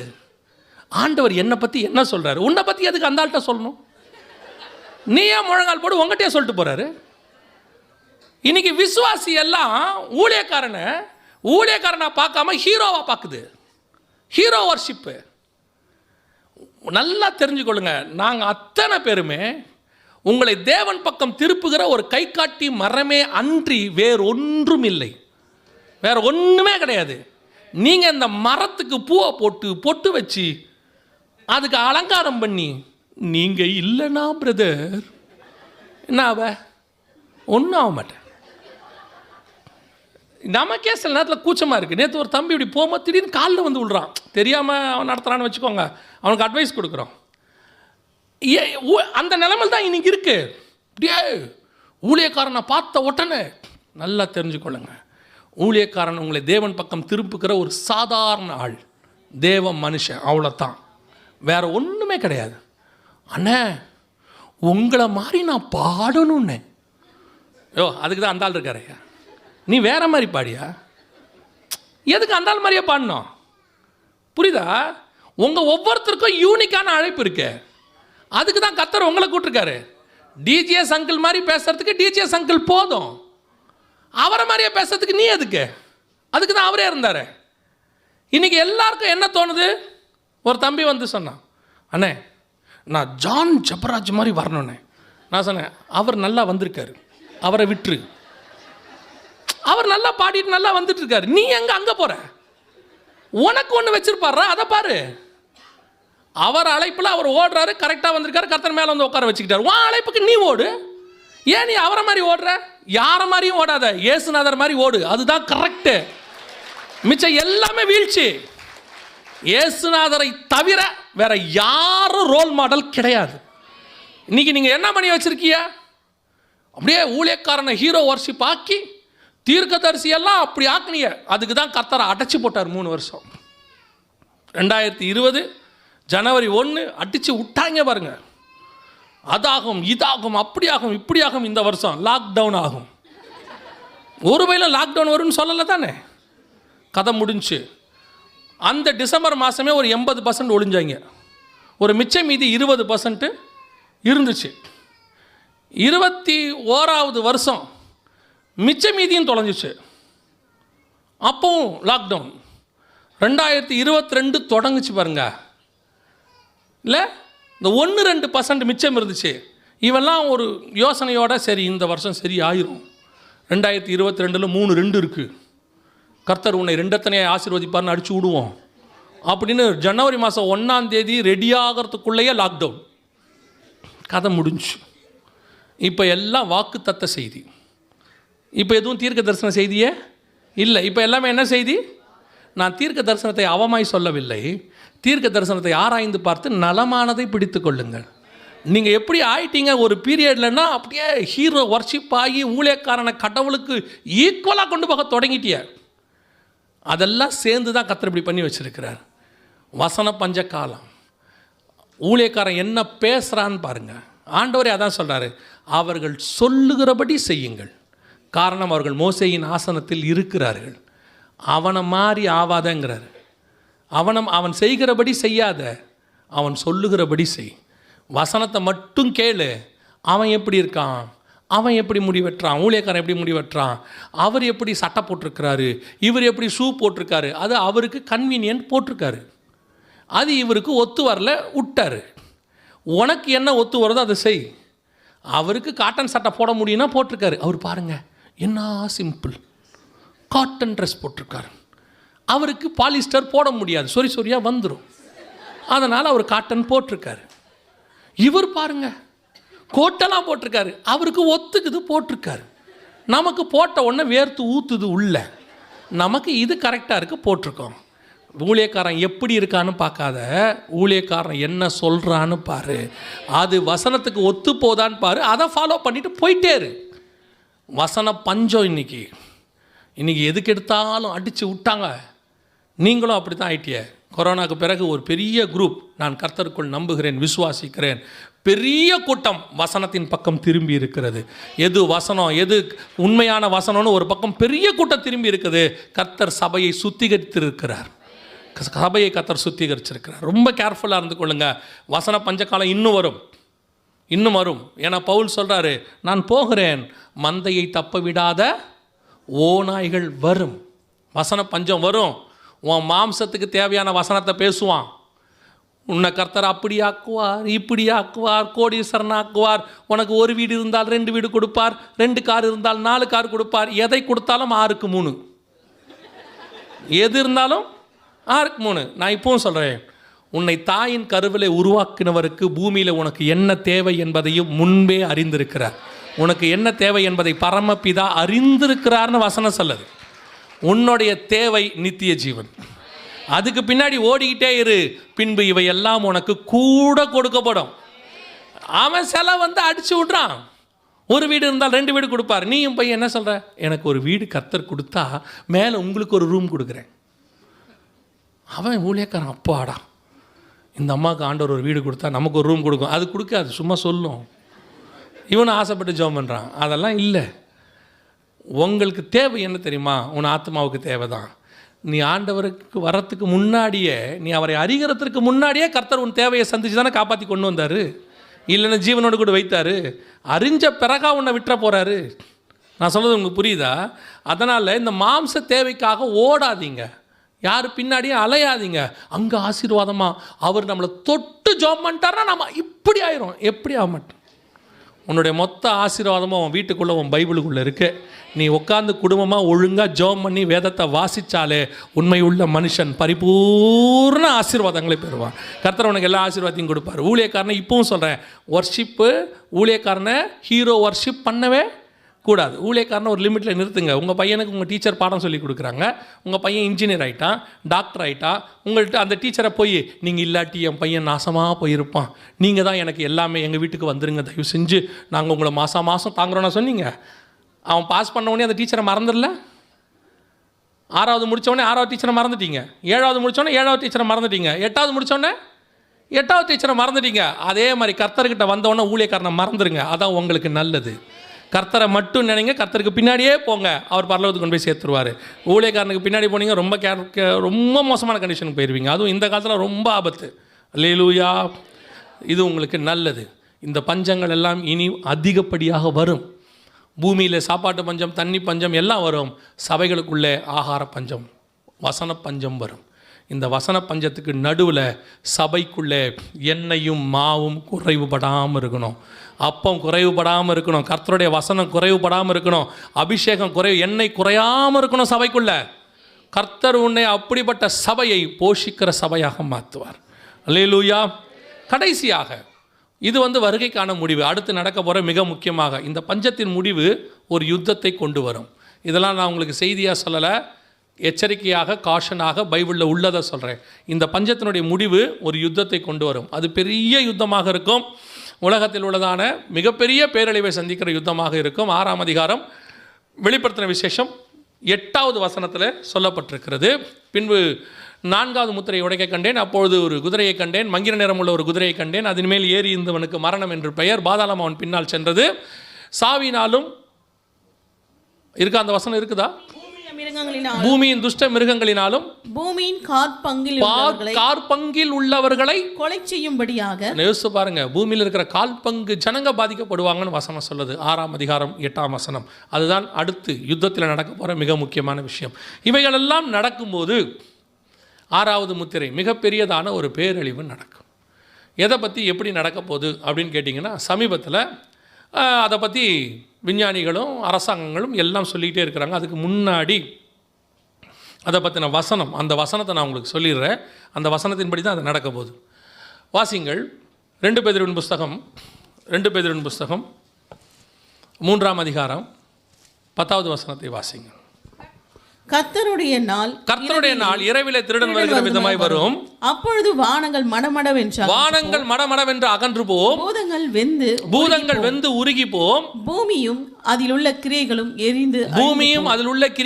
எரிந்து அழிந்து போம். இது எதை பற்றி சொல்லப்பட்டிருக்குன்னு கேட்டிங்கன்னா, கர்த்தருடைய நாள், அதாவது 7 வருஷத்தின் முடிவில், உபத்திரவ காலத்தின் முடிவில் ஒரு மிகப்பெரிய பேரழிவு, ஜலப்பிரளயம் மாதிரி அக்கினி பிரளயம் வரும். ஆண்டவர் சொல்லிட்டார் இல்லையா, இனிமேல் தண்ணீரில் உலகத்தை என்ன செய்ய மாட்டேன், அழிக்க மாட்டேன். அதுக்கு பதிலாக கர்த்தர் என்ன வச்சிருக்கிறாரு? நெருப்பு வச்சிருக்கிறார். பூமியானது அக்கினிக்கு இரையாய் வைக்கப்பட்டிருக்கிறது. யோவான் சொல்றாரு, நல்ல கனி கொடாத மரங்கள்லாம் வெட்டுண்டு அக்கினியிலே போடப்படும். இந்த பூமி அக்கினிக்கு இரையாக தான் இருக்கு. எப்படி எரிய போது எல்லாமே நமக்கு பைபிளில் எல்லாம் தெளிவாக இருக்குது. அது 2 பேதுரு 3:10 அந்த காரியம் தான் சொல்லப்பட்டிருக்கு. 7 வருஷத்தின் முடிவில் நடக்கிற காரியம். அதற்கான ஆயத்தம், அதான் உலகத்தின் முடிவு. அதுக்கு பிறகு 1000 வருஷ அரசாட்சி, அந்த அர்மேகதான் யுத்தம், 1000 வருஷ அரசாட்சி. எப்படி நோவா பேழையிலேருந்து இந்த பூமியில் புது உலகத்தை அதாவது அவர் சிருஷ்டிப்பு, அது அவருடைய 3 பசங்க பலிக்கு பெருகினாங்களோ அதே மாதிரி 1000 வருஷ அரசாட்சி தொடங்கும். இயேசு கிறிஸ்து 1000 பரிசுத்தவான்களோடு பூமியிலே அரசாட்சியை தொடங்குவார். அதுக்கு முன்னாடி பூமியானது அக்கினியினாலே சுத்திகரிக்கப்படும். அந்த வசனம் தான் 2 பேதுரு 3:10. இப்போ அதுக்கு எப்படி ஆயத்தமாக இருக்குது அப்படின்னு கேட்டிங்கன்னா, சமீபத்தில் 2 விஷயத்தை பற்றி சொல்லிகிட்டே இருக்கிறாங்க. நான் கொஞ்சம் உங்களுக்கு வேகமாக சொல்கிறேன். 2 விஷயத்தை பற்றி சொல்கிறாங்க. ஒரு விஷயத்தை நாங்கள் கிட்டத்தட்ட 10 வருஷமாக சொல்லிகிட்டு இருக்கோம். 2011 சொல்லிகிட்டு இருக்கிறோம், சூரிய புயலை பற்றி. இந்த 2012 ஒரு சூரிய புயல் பூமியை கிராஸ் ஆச்சு. மார்ச் மாதம் அது நடந்துச்சு. இந்த சூரிய புயலை பற்றி நிறைய சொல்லியிருந்தாங்க. இதெல்லாம் நடந்தது. இந்த சூரிய புயல் பூமியை தாக்கும்போது மிகப்பெரிய பேரழிவுகள் நடக்கும் அப்படின்னு சொல்லியிருந்தாங்க. இப்போ இந்த சூரிய புயலுடைய அடுத்த சுழற்சி 12 வருஷம் கழித்து நடக்கும். ஒவ்வொரு 11 வருஷத்துக்கு ஒரு தடவை அது நடக்கும். 2012 வந்துச்சு, அடுத்து 2023 வரணும். அப்படி வரும்போது சூரிய புயலுடைய வேகத்தில் சேட்டிலைட்ஸ் எல்லாம் வெடிச்சிடும். அதோடய வேகம் 3 லெவலில் இருக்குது. CMXன்னு சொல்லுவாங்க. இப்போ நம்ம ரிக்டர் அளவுன்னு சொல்கிறோம் பூமி எதிர்ச்சிக்கு. புயலுக்கு மைல் கணக்குன்னு சொல்கிறோம். காற்று வீசியது 70 மைல் வேகத்தில் காற்று வீசியது, அந்த மைல் கணக்கு மாதிரி ரிக்டர் அளவு மாதிரி சூரிய புயலுக்கு ஒரு அளவு இருக்குது, CMXன்னு. C அப்படின்னு சொன்னால் பிரைமரி லெவல், Mனா மாட்ரேட் லெவல், Xனா எக்ஸ்ட்ரீம் லெவல். ஒவ்வொன்றுத்துக்கும் 9 ஸ்டேஜ் இருக்குது. C1, C2, C3ன்னு 9 ஸ்டேஜ் இருக்குது. இது மினிமம் சும்மா சாதாரணமாக வரும். இந்த லெவலில் ஒரு 8 சூரிய புயல் இந்த மாதம் வந்துச்சு. இப்போ இந்த மாதம் ஏப்ரல் மாதம் வந்துச்சு. இதுக்கு முன்னாடி லெவலில் ஒன்று வந்துச்சு, M லெவலில், X லெவலில், X3 லெவல்லலாம் வந்திருக்கு. X3 லெவலெல்லாம் தாண்டும் போது பூமி மிகப்பெரிய பேரழிவை சந்திக்கும். ஒருவேளை மனுஷன் அதை மாட்டினா மிகப்பெரிய பேரழிவை சந்திக்கும். கடந்த பிப்ரவரி மாதம் 4ஆம் தேதி மிகப்பெரிய சூரிய புயல் ஒன்று வந்துச்சு. பாருங்கள், சவுண்ட் வைங்க. சமீபத்தில் விண்ணில் ஏவப்பட்ட 40 செயற்கைக்கோள்கள் சூரிய புயலால் எரிந்து நாசமாகியுள்ளது. சூரிய புயல் பூமியை தாக்கினால் ஏற்படும் ஆபத்துகள் என்னென்ன என்பதை அலசுகிறது இந்த செய்தி தொகுப்பு. உலகின் நம்பர் 1 பணக்காரர் எலான் மஸ்க் பூமியின் மூலை முடுக்கெல்லாம் இணைய இணைப்பு சென்று சேர வேண்டும் என்கிற நோக்கில் அவரின் ஸ்பேஸ் எக்ஸ் நிறுவனம் செயற்கைக்கோள்களை விண்ணில் ஏவி வருகிறது. அப்படி பிப்ரவரி 3ஆம் தேதி ஏவப்பட்ட 49 செயற்கைக்கோள்களில் 40 செயற்கைக்கோள்கள் தற்போது சூரிய புயலால் பாதிக்கப்பட்டு தீக்கு இரையாகியுள்ள சம்பவம் தான் உலகையே அதிர்ச்சிக்குள்ளாகியுள்ளது. இது ஒரு ஸ்டார்டிங் ஸ்டேஜ். 2023 தான் உச்சத்துக்கு வரும். அப்போ வரும்போது இன்னும் பெரிய அளவில் இந்த பாதிப்புகள் ஏற்படும் அப்படின்னு சொல்கிறாங்க. கடந்த இந்த ஏப்ரல் மாதத்தில் மட்டும் 8 நேற்று மட்டும் 8 முறை சூரியகாந்த புயல் பூமியை தாக்கியதாக கொடைக்கானலில் உள்ள வான் இயற்பியல் ஆராய்ச்சி மையம் கண்டறிந்துள்ளது. இது ஏப்ரல் மாதம் நடந்தது. 8 சூரிய புயல் பூமியை தாக்கியிருக்குது. இந்த சூரிய புயலோட வேகம் இன்னும் அதிகரிச்சுக்கிட்டே போகுது. இது இன்னும் பூமியை அதிக அளவில் தாக்கும். முதல் லெவல் தான் சேட்டிலைட்டெல்லாம் எரியறது. அதாவது சாதாரணமாக பூமிக்குள்ளே அப்படி கிராஸ் ஆகும்போது இது இன்னும் கொஞ்சம் வேகமாக வந்துச்சுன்னா நம்மளுடைய எலக்ட்ரிசிட்டி டிரான்ஸ்ஃபார்மர்ஸ், கேபிள்ஸ் எல்லாமே எரிஞ்சிரும். இங்கே இதுவும் விஞ்ஞானிகள் கொடுத்துருக்குறாங்க. இதான் அவங்க கொடுத்துருக்க ரிப்போர்ட். இங்கே பார்த்தீங்கன்னா காந்தபுலத்தில் வெடிப்பு ஏற்பட்டது, டிரான்ஸ்ஃபார்மர்கள் வெடித்து சிதறும் அபாயம், இதுவும் விஞ்ஞானிகள் கொடுத்துருக்கிறது தான். இதோடைய 3வது லெவல் ஒன்று இருக்குது, X level, X3 level, X4 level. இது வரும்போது மனுஷன் எரிந்து சாம்பல் ஆவான். அது உள்ளே போகும்போது மனுஷனுடைய எலக்ட்ரிக் சுடுகாட்டில் போய் மனுஷன் உடம்பு வச்சா என்ன ஆகுது? சாம்பல் ஆகுது. அந்த லெவலுக்கு சூடு வரும், மனுஷன் எரிந்து சாம்பல் ஆவான். இது 3வது லெவல். இதை பற்றி விஞ்ஞானிகள்லாம் சொல்லியிருக்கிறாங்க. வேகமாக வரப்போகுது. இது ஒரு வகையான, நல்லா தெரிஞ்சுக்கொள்ளுங்க, இது ஒரு வகையான சூடு, பூமியுடைய அக்கினி. இது 11 வருஷத்துக்கு ஒரு தடவை வரும். 2023 பூமியில் பெருமளவு தாக்கத்தை ஏற்படுத்தும் என்று எதிர்பார்க்கப்படுகிறது. ஏன்னா இப்போவே ஸ்டார்டிங், இன்னும் வரல. இந்த ஸ்டார்டிங்லேயே 8 சூரிய புயல் பூமிக்குள்ளே வந்துருச்சு. இது மட்டும் இல்லாமல் ஒரு 40 சேட்டலைட் எரிஞ்சு போச்சு. இதெல்லாம் சாதாரண விஷயம் இல்லை. நம்ம ரொம்ப கேஷுவலாக எடுத்துக்கிட்டு இருக்கிறோம். ரொம்ப பெரிய விஷயம். அதில் என்ன கொடுத்துருக்குறாங்கன்னு கேட்டிங்கன்னா, பூமியின் காந்த புலத்தில் வெடிப்பு. பூமியை இப்படி ஒரு பாதுகாப்பு வளையத்தை கத்தர் வச்சிருக்கிறார், காந்த புலம் சேஃப்டி. அதனால தான் நம்ம அந்த இடத்துல தொங்குறோம். அப்படியே பூமி இவ்வளோ வேகமாக சுற்றியும் நமக்கு ஒன்றுமே தெரியல, சேஃப்டியாக வச்சுருக்கிறார் ஆண்டவர். காரணம், இப்படி ஒரு மேக்னெட்டிக் ஃபீல்டு அதை பிடிச்சிருக்கு. இந்த மேக்னெட்டிக் ஃபீல்டில் ஒரு சின்ன வெடிப்பு ஏற்பட்டிருக்கு. இது உள்ள சூரிய புயல் நேராக வருது. இப்போ பூமிக்கு அல்ட்ரா வயலட் ரேஸ் எல்லாமே நேரடியாக பூமிக்கு வருது. இது மிகப்பெரிய ஆபத்தை ஏற்படுத்தும். இது ஃபஸ்ட்டு. 2வது ஆபத்து என்னன்னு கேட்டிங்கன்னு சொன்னால், பருவநிலை மாற்றம் காரணமாக. பருவநிலை மாற்றம்னா என்ன? இதுதான் இருக்கிறதுலே பெரிய ஆபத்து. வசனம் சொன்னபடி பூமி எரிவதற்கான ஒரு காரணம் என்ன அப்படின்னு கேட்டிங்கன்னா, இந்த பூமியை சுற்றி ஆண்டவர் ஒரு ஷீல்டு வச்சுருக்கிறார். இந்த ஷீல்டு எதுக்காக அப்படின்னு கேட்டிங்கன்னா, மனுஷனை உண்டாக்குறதுக்கு முன்னாடி எல்லாம் பைபிளில் உள்ளது தான். ஆனால் சயின்ஸ் கொஞ்சம் அப்படி இருக்கும். நம்ம பைபிளை வெறும் கதையாக படிச்சிட்டோமா, அது கொஞ்சம் சயின்டிஃபிக்கலாக நம்ம படிக்கிறது இல்லை, அவ்வளோதான். இந்த மனுஷனை உண்டாக்குறதுக்கு முன்னாடி மரம் செடி கொடியெல்லாம் உண்டாக்குனார் 3வது நாளில். ஏன்னு கேட்டால் 6ஆம் நாள் வரப்போகிற மனுஷனுக்கு என்ன வேணும்? ஆக்சிஜன் வேணும். எல்லா ஆக்சிஜனும் நிறைய தேவை அவனுக்கு. அதனால தான் பூமி முழுக்க மரம் செடி கொடியை உண்டாக்கிட்டு இந்த ஆக்சிஜனாக மேலே போகும். ஆனால் மேலே போய் அது காணாமல் போயிடக்கூடாது. அப்படி ஒரு ஷீல்டு மாதிரி ஆர்டர் வச்சுருக்கிறார். அதுக்கு ஆங்கிலத்தில் க்ரீன் ஹவுஸ் அப்படின்னு சொல்லுவாங்க. அது போயிட்டு திருப்பி என்ன செய்யும்? பூமிக்குள்ளேயே வரும். திருப்பி வரும்போது 2 மடங்கு ஆக்சிஜன் யாருக்கு கிடைக்கும்? மனுஷனுக்கு கிடைக்கும். ஆனால் மனுஷன் பாவம் செஞ்ச உடனே அவன் நேராக ஓடி என்ன பண்ணான்னா மரத்துக்கு பின்னாடி போய் ஒளிஞ்சிக்கிட்டான்னு வசனம் சொல்லுது. 3ஆம் அதிகாரம் ஆதியாகமத்தின் புஸ்தகத்தில் விருட்சங்களுக்கு பின்னால் ஒளிந்து கொண்டான். இவர் தான் அவனுக்கு ஜீவ சுவாசத்தை ஊதுனவர். இவர் தான் ஒரிஜினல் ஆக்சிஜன், அல்மைட்டி ஆக்சிஜன். இவர் தான் ஜீவ சுவாசத்தை ஊதுனவர். இவர்கிட்ட பாவம் செஞ்சோன்னா இவர்கிட்ட ஓடி போய் அவன் எங்கே போயிட்டான்? மரத்துக்கு பின்னாடி. மரங்கிறது ஆல்டர்னேட் ஆக்சிஜன். இவர் தான் அல்மைட்டி ஆக்சிஜன், அது ஆல்டர்னேட் ஆக்சிஜன். ஆல்டர்னேட் ஆக்சிஜன்கிட்ட போயிட்டான். சரி பரவாயில்ல, அவனுக்கு தெரியும் இவன் பாவம் செஞ்சானா இவனுக்கு ஆக்சிஜன் வேணும். இவனுக்கு தேவையான ஆக்சிஜன் எங்கே இருக்குது? மரத்தில் இருக்குது. அங்கே போய் வச்சுக்கிட்டார். இப்போ பிசாசு பார்த்தான், கர்த்தர் ரொம்ப நல்லவர், இவரை விட்டு போன துன்மார்க்கன் கூட அழிஞ்சிடக்கூடாது, துன்மார்க்கனுடைய மரணத்தை கூட அவர் காண விட்டார்னு இருக்கு, அவன் கூட செத்துறக்கூடாது, அவன் கூட எப்படியாவது காப்பாற்றப்படணும்னு நினைக்கிறார். ஏன்னா தேவன் எப்படிப்பட்டவர்? அன்பானவர். அவர் யாருமே சாகணும்னு நினைக்கவே மாட்டார். அதனால் அவன் எப்படியாவது கடைசி நிமிஷத்தையாவது காப்பாற்றணும்னு தான் நினைப்பார். அப்படி என்ன ஆச்சு? மனுஷனுக்கு ஒரு ஆக்சிஜனை உண்டாக்கி வச்சோன்னே பிசாசு பார்த்தான். சரி, மனுஷனுக்கு அறிவு கொடுத்து அவன் அறிவை பிசாசு யூஸ் பண்ணி நீ ஏன் இப்படி அலைஞ்சினே இருக்க, வீடு கட்டுன்னா. வீடு கட்டணும்னா கண்டிப்பாக எதை வெட்டணும்? மரத்தை வெட்டணும். வீடு கட்டியாச்சு, அடுத்து ரோடு போடணும்னா ரோடு போடணும் என்னத்தை வெட்டணும்?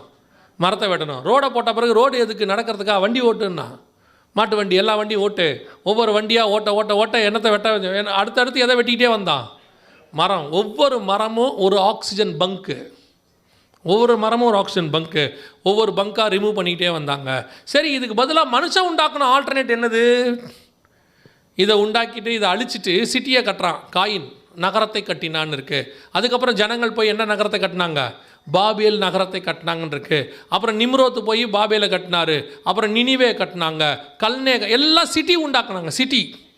சிட்டி உண்டாக்க உண்டாக்க உண்டாக்க சிட்டி வருதுன்னா கண்டிப்பாக அங்கே இருக்கிற எல்லா மரமும் என்ன ஆகும்? இப்போவும் சிட்டி வரத்துக்கு முதல்ல எதை தான் வெட்டுறான்? மரத்தை தான் வெட்டுறான். நம்மளும் எங்கே தான் வாழ நினைக்கிறோம்? சிட்டியில் இருந்தால் கொஞ்சம் பரவாயில்லைங்க, ஸ்கூலுகளும் எல்லாம் அங்கே இருக்கும். சிட்டியாக இருந்தால் பரவாயில்ல. சிட்டியில் மரம் இருக்காது, பரவாயில்ல. சிட்டியில் ஆக்சிஜன் இருக்காது, பரவாயில்ல. சிட்டியில் தண்ணி இருக்காது, பரவாயில்ல. சிட்டியில் காற்று கெட்டு போச்சு, பரவாயில்ல. ஆனால் எங்கே தான் இருக்கணும்? சிட்டியில் தான் இருக்கணும். அப்போ அந்த சிட்டி வர வர வர மரம் எல்லாம் வெட்டப்பட்டுச்சு. இதுக்கு பதிலாக மனுஷன் உண்டாக்கின தொழிற்சாலை, காரு, 2 வீலரு, தொழில் புரட்சி, வாகன புரட்சி எல்லாம் இதிலேருந்து வெளியே வந்ததெல்லாம் என்னது? கார்பன் டை ஆக்சைடு, மீத்தேனு எல்லாம். இப்போ இதெல்லாம் மேலே போய் திருப்பி எங்கே வருது? பூமிக்குள்ளேயே வருது. இதுக்கு பேர் தான் குளோபல் வார்மிங். அவ்வளோதான், சிம்பிள். ஆக்சிஜன் போய் ஆக்சிஜன் வரதுக்கு பதிலாக மனுஷன் ஆல்டர்னேட்டாக எல்லாத்தையும் உண்டாக்கிட்டான். வாகனங்கள் புரட்சி, அந்த 2 வீலரு, 4 வீலரு, 6 வீலரு, 8 வீலரு எல்லாம் உண்டாக்கிட்டு அப்புறம் பெரிய பெரிய ஃபேக்ட்ரி எல்லாம் கண்டுபிடிச்சி அத்தனையிலும் வந்தது ஒன்று கூட ஆக்சிஜன் கிடையாது. அத்தனையும் கார்பன் டை ஆக்சைடு, மீத்தேன் எல்லாம் மேலே போயிட்டு திருப்பி எல்லாம் எங்கே வருது? பூமிக்கு வருது. பூமியோட வெப்ப சூடு எவ்வளோ தெரியுமா? இப்போ 1.5 டிகிரி செல்சியஸை தாண்டிருச்சு நார்மல் லெவலை விட, கொரோனாவுக்கு முன்னாடி. அப்போ கொரோனாவில் என்ன சொன்னாங்க? லாக்டவுனெல்லாம் போட்டாங்க. ஒரு ரூமர், ஒரு வதந்தி என்னென்னா, ஏன் இவ்வளோ லாக்டவுன் கொரோனாவுக்கு? வேறு ரூட்டே இல்லையானா ஏன் இந்த ரூட்டை எடுத்தாங்கன்னா, லாக்டவுன் போட்டு வாகனத்தை நிறுத்தி, ஷாப்பிங் மாலில் வரக்கூடிய ஏசி எல்லாம் நிறுத்தி, மொத்தத்தையும் ஃபேக்ட்ரி எல்லாம் ஸ்டாப் பண்ணால் தான் இந்த சூடு என்ன ஆகும்? கொஞ்சமாவது குறையும். அந்த 1.5 லெவல்லேருந்து ஏறாமையாவது பார்க்கணுன்னு பார்த்தாங்க. புதின் அண்ணன் அடி ஒரு நாசம் ஒன்று பண்ணார். இப்போ எந்த புதின்? ரஷ்ய அதிபர் புதின். உக்ரைன் வார ஆரம்பித்தார். இப்போ 2 டிகிரியை தாண்டிருச்சு. இப்போது 2030க்குள்ளே 3.5 டிகிரி செல்சியஸ் தாண்டும்னு சொல்லியிருக்கிறாங்க. இங்கே பாருங்கள், இது ஐநா சபையோட ரிப்போர்ட். இது ஐநா சபையோட ரிப்போர்ட். 3.5 டிகிரி செல்சியஸ் கண்டிப்பாக 2030க்குள் வரும். இது உலகையே அழிக்கக்கூடிய அளவுக்கு தேவையான வெப்பநிலையை பூமிக்குள்ளே கொண்டாரும் அப்படின்னு சொல்லியிருக்கிறாங்க. இப்போ கர்த்தர் சொன்ன கடைசி கால பூமி அக்கினிக்கு இரையாய் வைப்பதுக்கு எல்லாமே என்னவா இருக்குது? ஆயத்தமாக ரெடியாக இருக்குது. ஒரு பக்கம் சூரிய புயலும் ரெடியாக இருக்குது, ஒரு பக்கம் பருவநிலை மாற்றமும் ரெடியாக இருக்குது. 2 பேர் 3:10க்கு எல்லாம் ரெடியாக இருக்குது. ஆனால் இவ்வளவும் இருக்குது, யாருக்கு உணர்வில்லை? யாருக்கு உணர்வில்லை? நமக்கு உணர்வில்லை. நான் சொல்கிறேன், உலகத்தானுக்கு இருக்கிற உணர்வு கூட சபைக்கு இல்லை. இதெல்லாம் சபை தான் யாருக்கு சொல்லணும்? உலகம் அழிய போகுதுன்னு ஏனோக்கும் நோவாவும் யாருக்கு சொன்னாங்க? உலகத்துக்கு சொன்னாங்க. 1000 பரிசுத்தவான்களோட தேவன் பூமியை நியாயந்தீர்க்க வருகிறார் என்று யூதா 14 ஏனோக்கு சொல்கிறார். 1 பேதுரு 3 நீங்கள் 1 பேதுரு புஸ்தகம் 2ஆம் அதிகாரம் நினைக்கிறேன். நோவா சொல்கிறார், நீதியை பிரசங்கித்தவனாகிய நோவா. அன்றைக்கி அவங்க எல்லாம் பிரசங்கம் பண்ணி உலகம் அழிய போது வாங்க வாங்கன்னா அன்றைக்கி ஒரு கூட்டம் சொல்லியிருப்பான் போல், இந்த நோவாவுக்கு வேறு வேலை இல்லை, இப்படி தான் அழியுன்னு பயமுறுத்தி தெரியும், நீங்கள் யாரும் பயப்படாதீங்க, அதெல்லாம் உலகம் அழியாது அப்படின்னு ஒரு கூட்டம் சொல்லிட்டு இருந்திருக்கோம். அப்படி தான் நடந்துச்சு. இப்போ அதே நிலைமை தான். அன்றைக்கி நோவா காலத்தில் ஜனங்களுக்கு உணர்வு இல்லைன்னு வசனம் சொல்லுது. அன்றைக்கி நோவா உலகத்துக்கு சொன்ன மாதிரி இன்றைக்கி சபை தான் போய் எங்கே சொல்லணும்? உலகத்துக்கு சொல்லணும். இனி கண்ணுக்கு முன்னாடி அடுத்த 1 வருஷத்துக்கு இந்த செய்தியை நீங்கள், நான் கொடுக்குற இந்த செய்தி அல்ல, இப்போ நான் சொன்ன இந்த விஷயங்களை பற்றின விஷயங்கள் எவ்வளோ கேள்விப்படுவீங்கன்னு பாருங்கள். உலகம் எவ்வளோ அலர்ட் ஆக போகுது, உலக தலைவர்கள் என்ன ப்ரிகாஷன்ஸ் எடுக்க போகிறாங்க, அத்தனையும் பைபிளுக்குள்ளே ரெடியாக இருக்குது, எல்லாம் இருக்குது. ஒருவரும் தப்பி போகாத காலம் ஒன்று வருகிறது. பைபிள் சொன்ன எல்லாம் ரெடி. இப்போ நீங்களும் நானும் ரெடியாக இருக்கிறோமா? அதுதான் கொஸ்டின். நீங்களும் நான் ஆயத்தப்பட்டிருக்கிறோமா?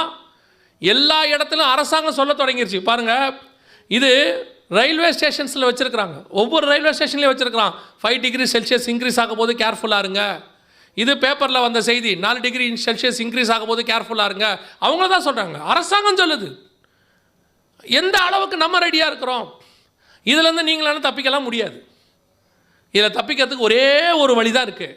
வசனம் தெளிவாக இருக்குது. இவைகளெல்லாம் வேதனைகளுக்கு ஆரம்பம். லூக்கா 21:28 ஆண்டவர் சொல்கிறாரு, இவைகள் சம்பவிக்க தொடங்கும் பொழுது, இது ஆரம்பிக்கும் பொழுது உங்கள் மீட்பு சமீபமாக இருப்பதால் நீங்கள் நிமிர்ந்து பார்த்து தலைகளை உயர்த்துங்கள். இதிலிருந்து தப்பிக்கிறதுக்கு இயேசு கிறிஸ்து ஒருவரே வழி, வேறொரு வழி இல்லை. அப்போ விஞ்ஞானிகள்லாம் ஒன்றுமே செய்யாமல் விட்டுருவாங்களா? அவங்க என்ன செய்வாங்கன்னு வசனம் சொல்லுது. 6ஆம் அதிகாரம் 15ஆம் வசனம் வெளிப்படுத்தின விசேஷம், பூமியின் ராஜாக்களும் பெரியோர்களும் ஐஸ்வர்யவான்களும் சேனை தலைவர்களும் பலவான்களும் சுயாதீனர் யாவரும் அடிமைகள் யாவரும் பர்வதங்களின் குகைகளிலும் கண்மலையிலும் ஒளிந்து கொண்டு, எல்லாம் போய் என்ன செய்வாங்களாம்? ஒளிந்து கொள்வாங்க. எங்கே போய் ஒளிஞ்சு கொள்வாங்களாம்? மலைகளுக்கு அடியில் போய் ஒளிஞ்சு கொள்வாங்களாம். ஓசியாவின் புஸ்தகம் 10ஆம் அதிகாரம் 8ஆம் வசனம் இதே காரியம் சொல்லப்பட்டிருக்கிறது. ஏசாயா புஸ்தகம் 2ஆம் அதிகாரத்தை வாசித்து பாருங்கள், இதே விஷயம். எல்லா மலைகளுக்கு அடியில் போய் பதுங்கிக் கொள்வாங்க. இப்போ உலக தலைவர்கள் எல்லாம் சேர்ந்து 10 வருஷமா இந்த சூரிய புயலிருந்தும் பருவநிலை மாற்றத்திலும் தப்பிக்க என்ன செய்யலாம், அத்தனை பேரும் பார்த்தீங்கன்னா இந்த மாதிரி ஒரு குகைகளை வெட்ட தொடங்கிட்டாங்க. இதுதான் அவங்க உண்டாக்கி இருக்கிற குகைகள். இது ரஷ்யா உண்டாக்குனது, இது அமெரிக்கா உண்டாக்குனது. எல்லாரும் ஆளாளுக்கு தங்கள் நாட்டில் இதுக்கான தேவைகளை, இது நார்வே உண்டாக்கி இருக்கிறது, எல்லாரும் உண்டாக்க தொடங்கிட்டாங்க. பைபிள் சொன்னது எல்லா தீர்க்க தரிசனங்களும் துல்லியமாய் நிறைவேற தொடங்கிருச்சு. அப்போ இதெல்லாம் நடக்குதுன்னா, இது சம்பவிக்கும் போது மீட்பும் சம்பவிக்கும். இயேசு சொன்ன 100 விஷயத்தில் 99 விஷயம் கரெக்டாக நடக்குதுன்னா, இன்னும் ஒரே ஒரு விஷயம் இருக்குது, அவர் மீண்டும் வருவேன் என்று சொன்னார். அந்த விஷயமும் கண்டிப்பாக நடக்கும். அவர் சொன்ன இத்தனையும் நடக்குதுன்னா அதுவும் நடக்க தான் செய்யும். நீங்கள் நான் ஆயத்தப்பட்டிருக்கிறோமா? இவ்வளோதான் கேள்வி. இதெல்லாம் நீங்கள் மாற்ற முடியாது. இனி சூரியனில் இருக்கிற ஓட்டையை போட்டு நீங்கள் எதுவும் அடைக்க முடியாது. ஃபெவிகால் போட்டுலாம் அந்த ஓட்டை ஒவ்வொன்றும் பூமி அளவுக்கு பெருசாக இருக்குது, அதை மாற்ற முடியாது. அவ்வளோதான். அதுக்கு பிறகு புதிய வானமும் புதிய பூமியும் வரும். அதற்கு பிறகு சூரியன் ஒளிந்து போகும். அப்படி தான் பைபிள் சொல்லுது. எல்லாம் அழிவை நோக்கி போயிட்டு கொஞ்சம் கொஞ்சமாக தங்களுடைய பவரை இழந்துகிட்டே இருக்குது. வெகு சீக்கிரத்தில் ஆண்டவருடைய வருகை சம்பவிக்கும். ஆயத்தப்பட்டிருக்கிறீங்களா? இந்த வருகையில் போகிறதுக்கு நீங்கள் எந்த அளவுக்கு ஆயத்தப்பட்டிருக்கிறீங்க? 7 காரியம் ரொம்ப முக்கியம் வருகையில் போகிறதுக்கு. இந்த 7ஐயும் நீங்கள் செய்தீர்களானால் வருகையில் போவது எளிது. கன்ஃபார்ம்னு சொல்லலை, எளிது. முதலாவதாக, இயேசு கிறிஸ்துவின் ரத்தத்தினாலே பாவ மன்னிப்பின் நிச்சயத்தை பெற்றிருக்க வேண்டும். இயேசு என் பாவத்தை மன்னிச்சிருக்கிறாருங்கிற நிச்சயம் இருக்கணும். இல்லைங்க, நான் கிறிஸ்தவ குடும்பத்தில் பிறந்தேன், எங்கள் அப்பா பாஸ்டர், எங்கள் தாத்தா பாஸ்டர், நாங்கள்லாம் 150 வருஷம் பாரம்பரிய சபை, நாங்களாம் அந்த காலத்திலிருந்து அப்படின்னு. நீங்கள் எந்த காலத்தில் வேணால் இருங்க, ஆனால் வசனம் சொல்லுது, என் தாய் என்னை பாவத்தில் கற்பம் தரித்தாள். பிறக்கிற அத்தனை பேருக்கும் என்ன வேணும்? ரட்சிப்பு வேணும். இருதயத்தில் விசுவாசித்து வாயில் அறிக்கை பண்ணணும், ஆண்டவரே என் உள்ளத்தில் வாரும், என் பாவத்தை மன்னி உங்களுடைய பிள்ளையாக என்னை ஏற்றுக்கொள்ளும்னு சொல்லி நீங்கள் பாவ அறிக்கை பண்ணால் மட்டும்தான் ரட்சிப்பு. நீங்கள் யார் வேணா இருக்கலாம். இயேசு கிறிஸ்து எதிர்பார்த்தது மனம் திரும்புங்கள் மட்டும்தான், மதம் மாறுங்கள் அல்ல. மனம் திரும்புங்கள், பரலோக ராஜ்யம் சமீபமாக இருக்கிறது. நாங்கள் விரும்புகிறது மதமாற்றம் அல்ல, மனமாற்றம். 2வது, பிதா குமாரன் பரிசுத்தாவின் நாமத்தினாலே தண்ணீரில் மூழ்கி ஞானஸ்நானம் எடுத்துருக்கணும். இல்லை குழந்தையிலே கொடுத்துட்டாங்க, சின்ன வயசுலேயே கொடுத்துட்டாங்க, தலையில் தெளித்தாங்க, கொடிக்கு கீழே கொடுத்தாங்க, எப்போ கொடுத்தாங்கன்னே தெரியாதானே எடுத்தேன்னு எனக்கு தெரியும். எந்த ஞானஸ்நானம் ஞானஸ்நானம் அல்ல. வசனம் தெளிவாக சொல்லுது, ஞானம் வந்த பிறகு எடுக்கிற ஸ்நானம் தான் ஞான ஸ்நானம். ஞானம் எப்போ வரும்? நீதிமொழிகள் 1:7 சொல்லுது, கர்த்தருக்கு பயப்படுதலே ஞானத்தின் ஆரம்பம். எப்போ கர்த்தருக்கு பயப்படுவோம்? தீமை விட்டு விலகுதலே கர்த்தருக்கு பயப்படுகிற பயம். அப்போ ஞானஸ்நானம் எப்போ எடுக்கணும்? தீமை விட்டு விலகி கர்த்தருக்கு பயந்து இனி பாவம் செய்ய மாட்டேன்னு அறிக்கை செய்து பாவத்துக்கு மரித்து நீதிக்கு உயிர்த்தெழுதல், அந்த ஞானஸ்நானம் எடுக்கணும். எடுத்திருக்கிறீங்களா? அதை எடுக்காவிட்டால் கண்டிப்பாக எடுக்கணும். குழந்தையிலே கொடுத்தாங்களே ஒரே ஞானஸ்நானம் தானே, குழந்தையில கொடுத்ததுக்கு பேர் ஞானஸ்நானம் இல்லை. அவங்க அதுக்கு பேர் ஞானஸ்நானம் வச்சுக்கிட்டாங்க. நம்ம ஊரில் 10th +2 படிக்கும்போது ஒரு ஹிஸ்ட்ரியில் ஒரு பாடம் ஒன்று வரும். மேப்பை கொடுத்து அந்த ஊர் பேரை எழுத சொல்லுவாங்க. குஜராத், நம்மால் விசாகப்பட்டினத்துக்கிட்ட குஜராத்னு எழுதியிருப்பான். அவனுக்கு தெரியாது எங்கே இருக்குன்னு. அன்றைக்கி வயசுக்கு நான் சொல்கிறேன், 13 வயசுக்கு 12 வயசுக்கு. அதில் வேறு அவங்க கேட்குறது எல்லாமே கொஞ்சம் நூதனமாக இருக்கும். டாட்டா நகர் எங்கே இருக்கிறது? நமக்கு தாத்தா நகர் தான் தெரியும். அப்போ நம்ம எழுதுவோம், தப்பாக எழுதுவோம். அந்த மாதிரி தான் குழந்தையில அதுக்கு ஒரு தப்பான பேர் வச்சுட்டாங்க ஞானஸ்நானம்னு. அதனால் அதுக்கு பேர் ஞானஸ்நானம் இல்லை. நீங்கள் விசாகப்பட்டினத்தை குஜராத்னு சொல்லிக்கிட்டு இருக்கிறீங்க. ஞானஸ்நானம் என்பது தண்ணியில் மூழ்கி எடுக்கிறதுக்கு பேர் மட்டும்தான். அதனால தான் யோவான் ஸ்நானகன் தண்ணீர் மிகுதியாக இருந்தபடியினாலே அங்கே யோர்தானில் ஞானஸ்நானம் கொடுத்தாருன்னு வசனம் சொல்லுது. இந்த ஞானஸ்நானத்தை கண்டிப்பாக எடுக்கணும். எடுக்காவிட்டால் பரலோக ராஜ்யத்தில் பிரவேசிக்க முடியாது. ஒரு சிலர்லாம் கேட்பாங்க, கள்ளன் ஞானஸ்நானம் எடுத்தானா? ஒருத்தர் என்கிட்ட வந்து கேட்டார், பிரதர் இவ்வளோ ஸ்ட்ராங்காக சொல்கிறீங்க, கள்ளன் ஞானஸ்நானம் எடுத்தானா? நான் சொன்னேன், கள்ளன் எடுக்கலை, நீங்களும் கள்ளனாக இருந்தால் எடுக்காதீங்க, நல்லவனாக இருந்தால் எடுங்க. ஏயா கள்ளன் ஞானஸ்நானம் எடுக்கலையா? பக்கத்தில் இருக்கிற இயேசுநாதர் எடுத்தார் தானே. நீ ஏன் கல்லனை பார்க்குற? தொங்குற இயேசுவை பாரு. நீ எப்பயும் திருடனை பார்க்குறதே உனக்கு பழக்கமாக போச்சு. நல்லவனை பார்க்குறது பழக்கமே வரதில்லை. தொங்குன இயேசுநாதர் எடுத்தாரா இல்லையா? அவ்வளோதான், எடுக்கணும், அவ்வளோதான், முடிஞ்சு. மூன்றாவது எபேசியர் 4:30 சொல்லுது, மீட்கப்படும் நாளுக்கென்று முத்திரையான பரிசுத்த ஆவி. பரிசுத்த ஆவியின் அபிஷேகத்தை கண்டிப்பாக பெற்றிருக்க வேண்டும். அதெல்லாம் இல்லைங்க, அப்படிலாம் ஒன்று கிடையவே கிடையாதுங்க. கடவுள் இல்லையாது, கடவுளை பார்க்காதவன் கடவுள் இல்லை என்பான். கடவுளை அறிந்தவன் கடவுள் உண்டு என்று சொல்வான். பரிசுத்தாவின் அபிஷேகத்தை பெறாதவர்கள் பரிசுத்தாவி இல்லை என்று சொல்வார்கள். பெற்ற நாங்கள் சொல்லுகிறோம், பரிசுத்தாவியானவர் உண்டு. அவர்தான் சபையை நடத்துகிறவர், அவர்தான் சபையினுடைய மூத்த போதகர், அவர்தான் உங்களை எண்ணி கொண்டு போய் பரலோக ராஜ்யத்தில் சேர்க்க போகிறவர். அல்லேலூயா. சபையில் நடக்கிற பரிசுத்தான அபிஷேக கூட்டத்தில் கலந்து கொள்ளுங்க. இல்லையா, நீங்களே முழங்கால் போட்டு ஊக்கமாக ஜெபம் பண்ணுங்க. வாஞ்சையும் தவணமுள்ள ஆத்துமாக்களை கர்த்தர் நிரப்புகிறார். 4வது வேறுபாடுள்ள வாழ்க்கை. அப்போஸ்தலர் நடபடிகள் 2ஆம் அதிகாரம் 40வது வசனம் சொல்லுது, மாறுபாடான சந்ததியை விட்டு விலகி உங்களை ரட்சித்துக் கொள்ளுங்கள். வேறுபாடு. உங்களுக்கும் உலகத்துக்கு என்ன இருக்கணும்? வித்தியாசம் இருக்கணும். உங்களை பார்த்தா சபைன்னு தெரியணும், உங்களை பார்த்தா கர்த்தருடைய பிள்ளைன்னு தெரியணும். உலகத்துக்கு ஒத்த வேஷம் தரிக்கக்கூடாதுன்னு ரோமர் 12:1 சொல்லுது.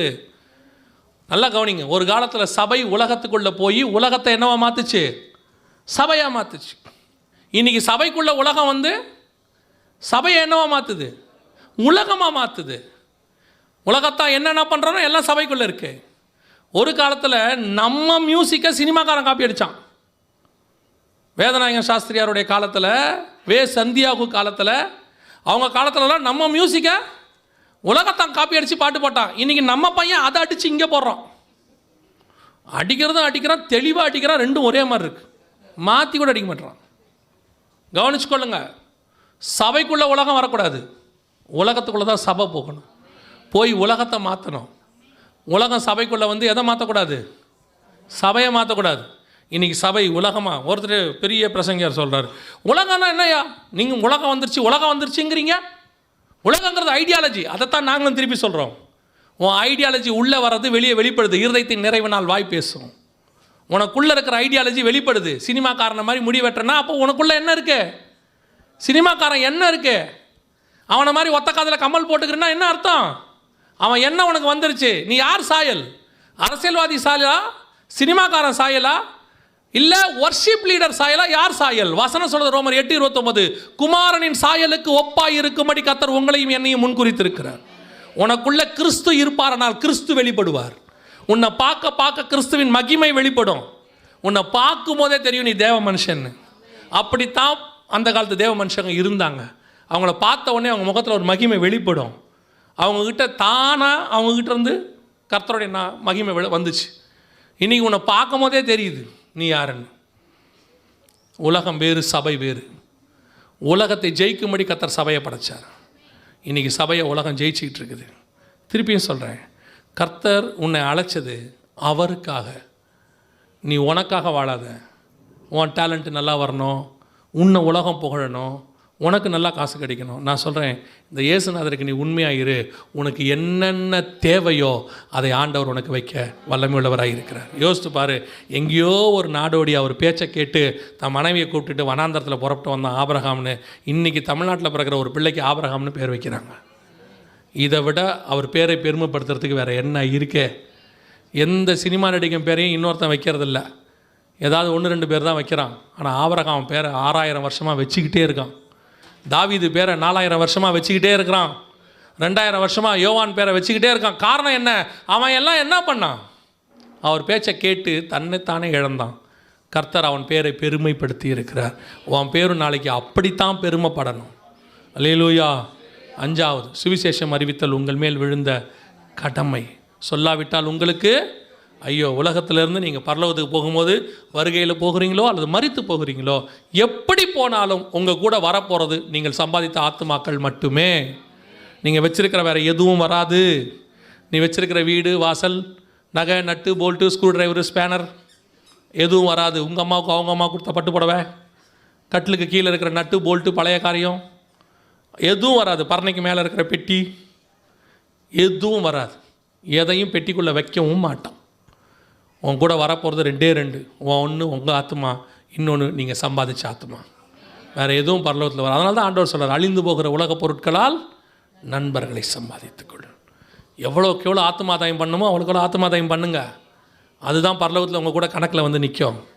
அதுதான் கர்த்தர் உங்ககிட்ட கேட்ட ஒரே கேள்வி.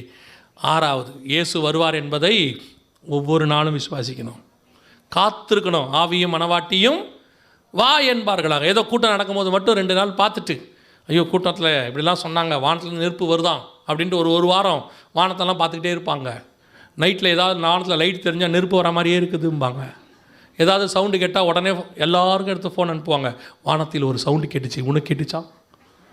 அது சும்மா இன்சிடெண்ட்டாக போகக்கூடாது, இருதயத்தில் இருக்கணும். நைட் படுக்க போகும்போது, ஆண்டவரே உங்களுடைய வருகை வருமானால் நான் போக வேண்டும். பகலில் அது நமக்குள்ளே ஒரு தாட்டாக மாறிடணும்.